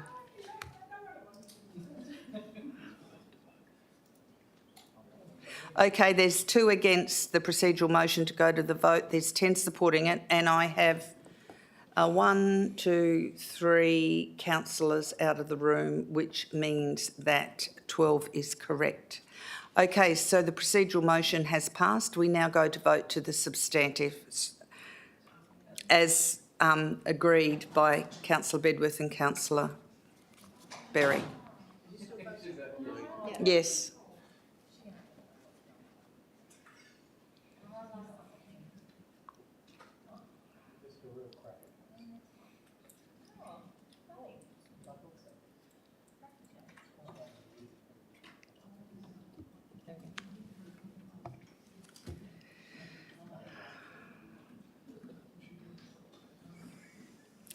Okay, so that was lost 7-5.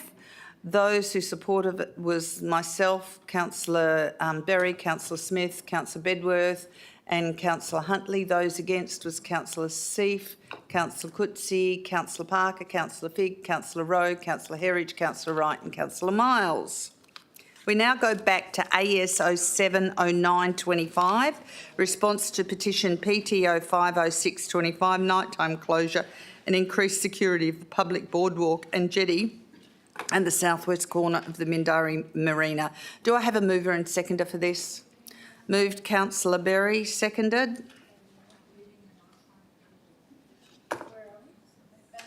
AS 070925 on page 226 on my agenda, but that is probably wrong.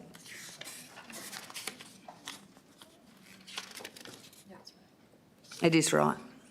Do I have a seconder? Councillor Bedworth. Councillor Berry, would you like to speak to this item? Yes, please. Thank you, Madam Mayor. And again, I've got an amendment. What is your amendment? The amendment is literally to put a date in. Again, there's not a date. So if it could come back in March 2026. Councillor Bedworth, are you happy to accept that in the substantive? Thank you. Okay, Councillor Berry, would you like to speak to this item? Thank you. As amended. Yeah, so this request is just like the pedestrian access way in Mupara Circle that's come to us tonight in Quinns, and it's been put in by the people that live there due to antisocial behaviour. I think if this went through and it was indeed supported by community, it would cut out some of the debate we've just had about the fishing anyway. But this jetty falls under a pedestrian access way, and administration have identified in their report it is mainly used by visitors to the marina. The most visitors would visit in the day and just take a leisurely stroll. For visitors wanting to enjoy the marina in the evening, there are several venues and other boardwalks that can be used. I therefore support the city undertaking community engagement before a decision is made by council, but feel the community consultation questions should be presented, enabling those answering to know why their engagement has been requested to start with, so they've got some context. I do believe that context should tell people that they're being asked to do community engagement due to antisocial behaviour. So yes, I just would like, that to be included if possible. Thank you. Councillor Bedworth, would you like to speak to this item? Just very briefly, Mayor, if I may, just to reiterate everything Councillor Berry's just said, and to again point out to councillors who are not privy to the CCTV I've seen, the antisocial behaviour that's going on in this area in the wee small hours is staggering, and a modest change to the access, as this is suggesting, could well be the solution to many, many problems in that regard, not least of all our resource capability or lack thereof, police resource capability or lack thereof. And it's also very similar in its intent as Fred Stubb Park to curb antisocial behaviour. So it's nothing we haven't done before. We're not setting a precedent, and I put to council it's very modest if we were to support it. So thank you. Any speakers against this item? Okay, so I'll go to Councillor Miles first and then Councillor C. Councillor Miles. Thank you, Mayor. And I know we just did another item on pedestrian access way earlier for this. So is administration advising as part of this report, and obviously with item 1 of the recommendation, that we as a council can set any public access way to a timed access, so we can actually bar people from using access ways at certain times of the day or night? Is that correct? Mr. Singh. Thank you, Mayor. That's only that's only subject to approval from Department of Planning, Lands and Heritage. We can only request, but they have to approve it. Thank you. Councillor C, if you have a question. Again, I'm confused for similar reasons to the one we've just done. Then the petitioner should be petitioning to the decision maker. We wouldn't be the decision maker here. I understand a recommendation or a notification might come from the local government to the department, but it's not the local government that is responsible for this. Thank you. Is that speaking against? Because it didn't sound like a question. Oh, I beg your pardon. Yep, speaking against. Sorry, thank you. Okay. Do I have a speaker for, or is it a question? No, still back on to my question. My other question to administration, and I think this is very valid, and whilst the mover and seconder indicated that obviously policing resources are scarce, how does the City of Wanneroo then police a closed access way in a very open environment going forward? And what would that cost be? Mr. Singh. Thank you, Mayor. As part of the bringing the report back, we will actually determine what are the possible measures that can be implemented and what the cost implications will be before we make a recommendation to council to then write it formally to department or not at that stage. Thank you. Another question, Councillor Miles? Yeah, thank you. I'm just wondering whether administration could advise us of what all that would be before we would actually then go out and advertise that we're going to close an access way without us understanding as a council on how that's going to happen or how that's going to come into effect. Mr. Singh. Yeah, thank you, Mayor. At this point in time, I can't advise without looking at the options. What are the potential options to implement nighttime closure, whether there will be multiple gates or there could be other mechanisms which I'm not aware of. So we'll have to analyse that before I can provide that information. Councillor Miles. Yeah, thank you, Mayor. Sorry to dwell on this, but this would be what I would think the very first time that this council would ever have done this, and I am concerned about the legal ramifications. So before the city or administration, and I'm reading from the recommendation, because it's clearly defined what is required, administration to advertise the proposed timed closure as per the report, and then it says pedestrian for public comment, and then go to the WA Department of Planning for a request to actually initiate that. To me, it's all about the wrong way. I think we should understand how administration can achieve it in a cost-effective way, and secondly, whether the Department of Planning would even entertain it, and whether they've done it elsewhere. So my question is, has the WA Planning Department done this anywhere else that we're aware of? Mr. Singh. Yeah, thank you, Mayor. Now, I'm not aware of any examples where the department may have approved it, but we can definitely ask. Councillor Parker. Thank you, Mayor. And this goes to the previous one as well, and this is my question.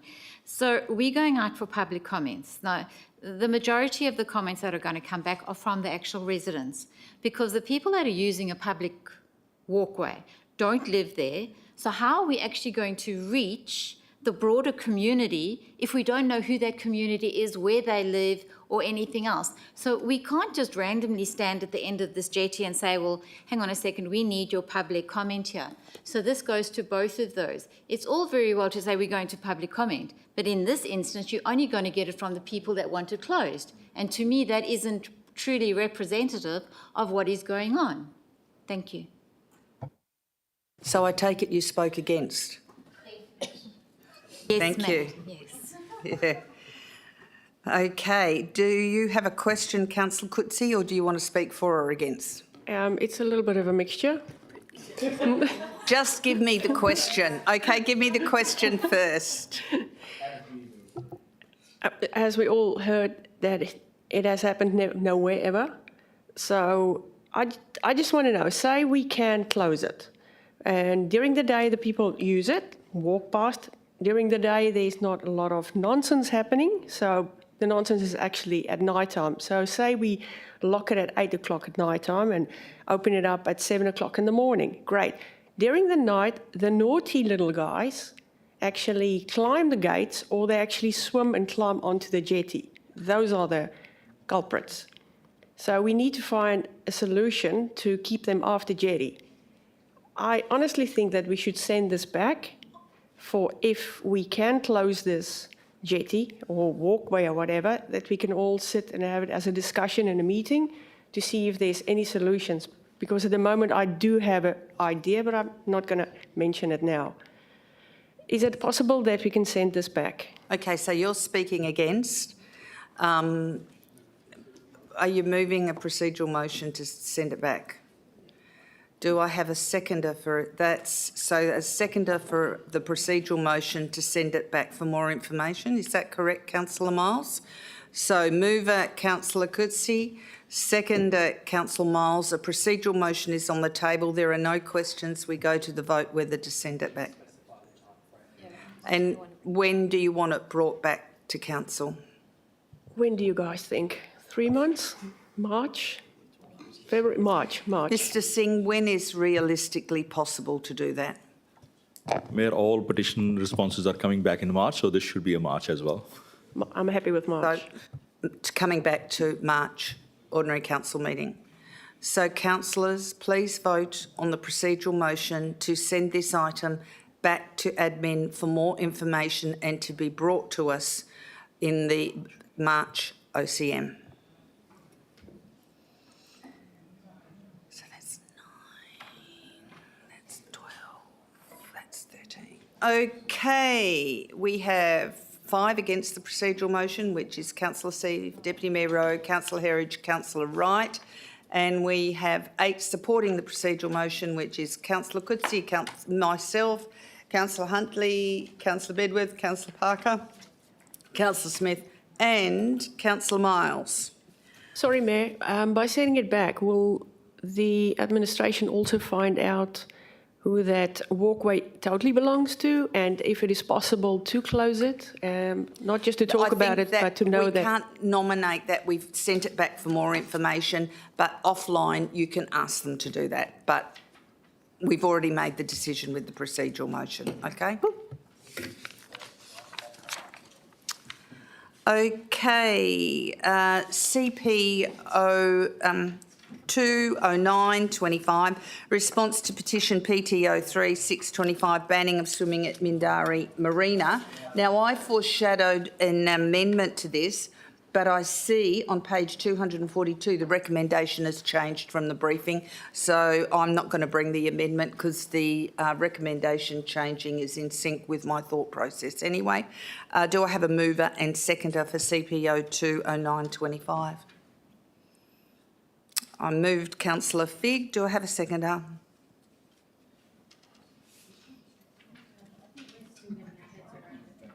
Councillor Parker. Councillor Figg, would you like to speak to this item? In comparison to the previous few items where there's a bit of complexity around it, this one's very simple and very straightforward. I'd urge everyone to just take the advice and approve the administration's recommendation. Thank you. Thank you. Councillor Parker. No, nothing further to add. Thank you. Thank you. Do I have any speakers against the recommendation? If I have no speakers against the recommendation, councillors, please cast your vote.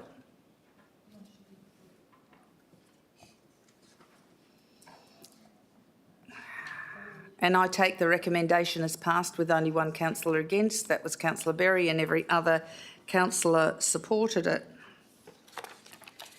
We now go to the financial activity statement, CSO 10925, the financial activity statement for the period ended the 31st of July 2025. Do I have a mover and seconder for this item? Moved Deputy Mayor Rowe, seconded Councillor Miles. Deputy Mayor Rowe, do you have anything you want to say to this item? Just to thank Ms Jennings, because I know when she returned to the city, some information was provided clarifying the escalation in the employee costs, and Ms Jennings provided a very detailed breakdown that has now been included in the report, so I acknowledge that answer.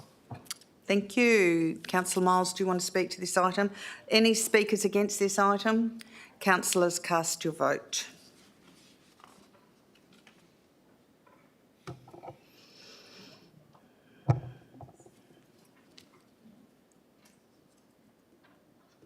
And we have 13 in the room, do we? Yes, and that is passed unanimously. Now, because of the en bloc, CSO 20925 is done, CSO 30925 is done, CEO 1925 is done, CEO 2925 is done. We have already spoken to PSO 6925 and voted on that. And en bloc was CSO 4925. En bloc was CEO 3925. So urgent business, item 11. Do we have any urgent business? No, we don't. Any confidential? We have no confidential. Item 13, the date of the next meeting. The next council members' agenda briefing has been scheduled for 6 p.m. on the 11th of November 2025 to be held at the Council Chamber Civic Centre, 23 Dundebar Road, Wanneroo. And councillors, I wish you all the very best, all of the candidates and councillors over the next month, and I declare the meeting closed at 21:23 p.m. Thank you for your attendance.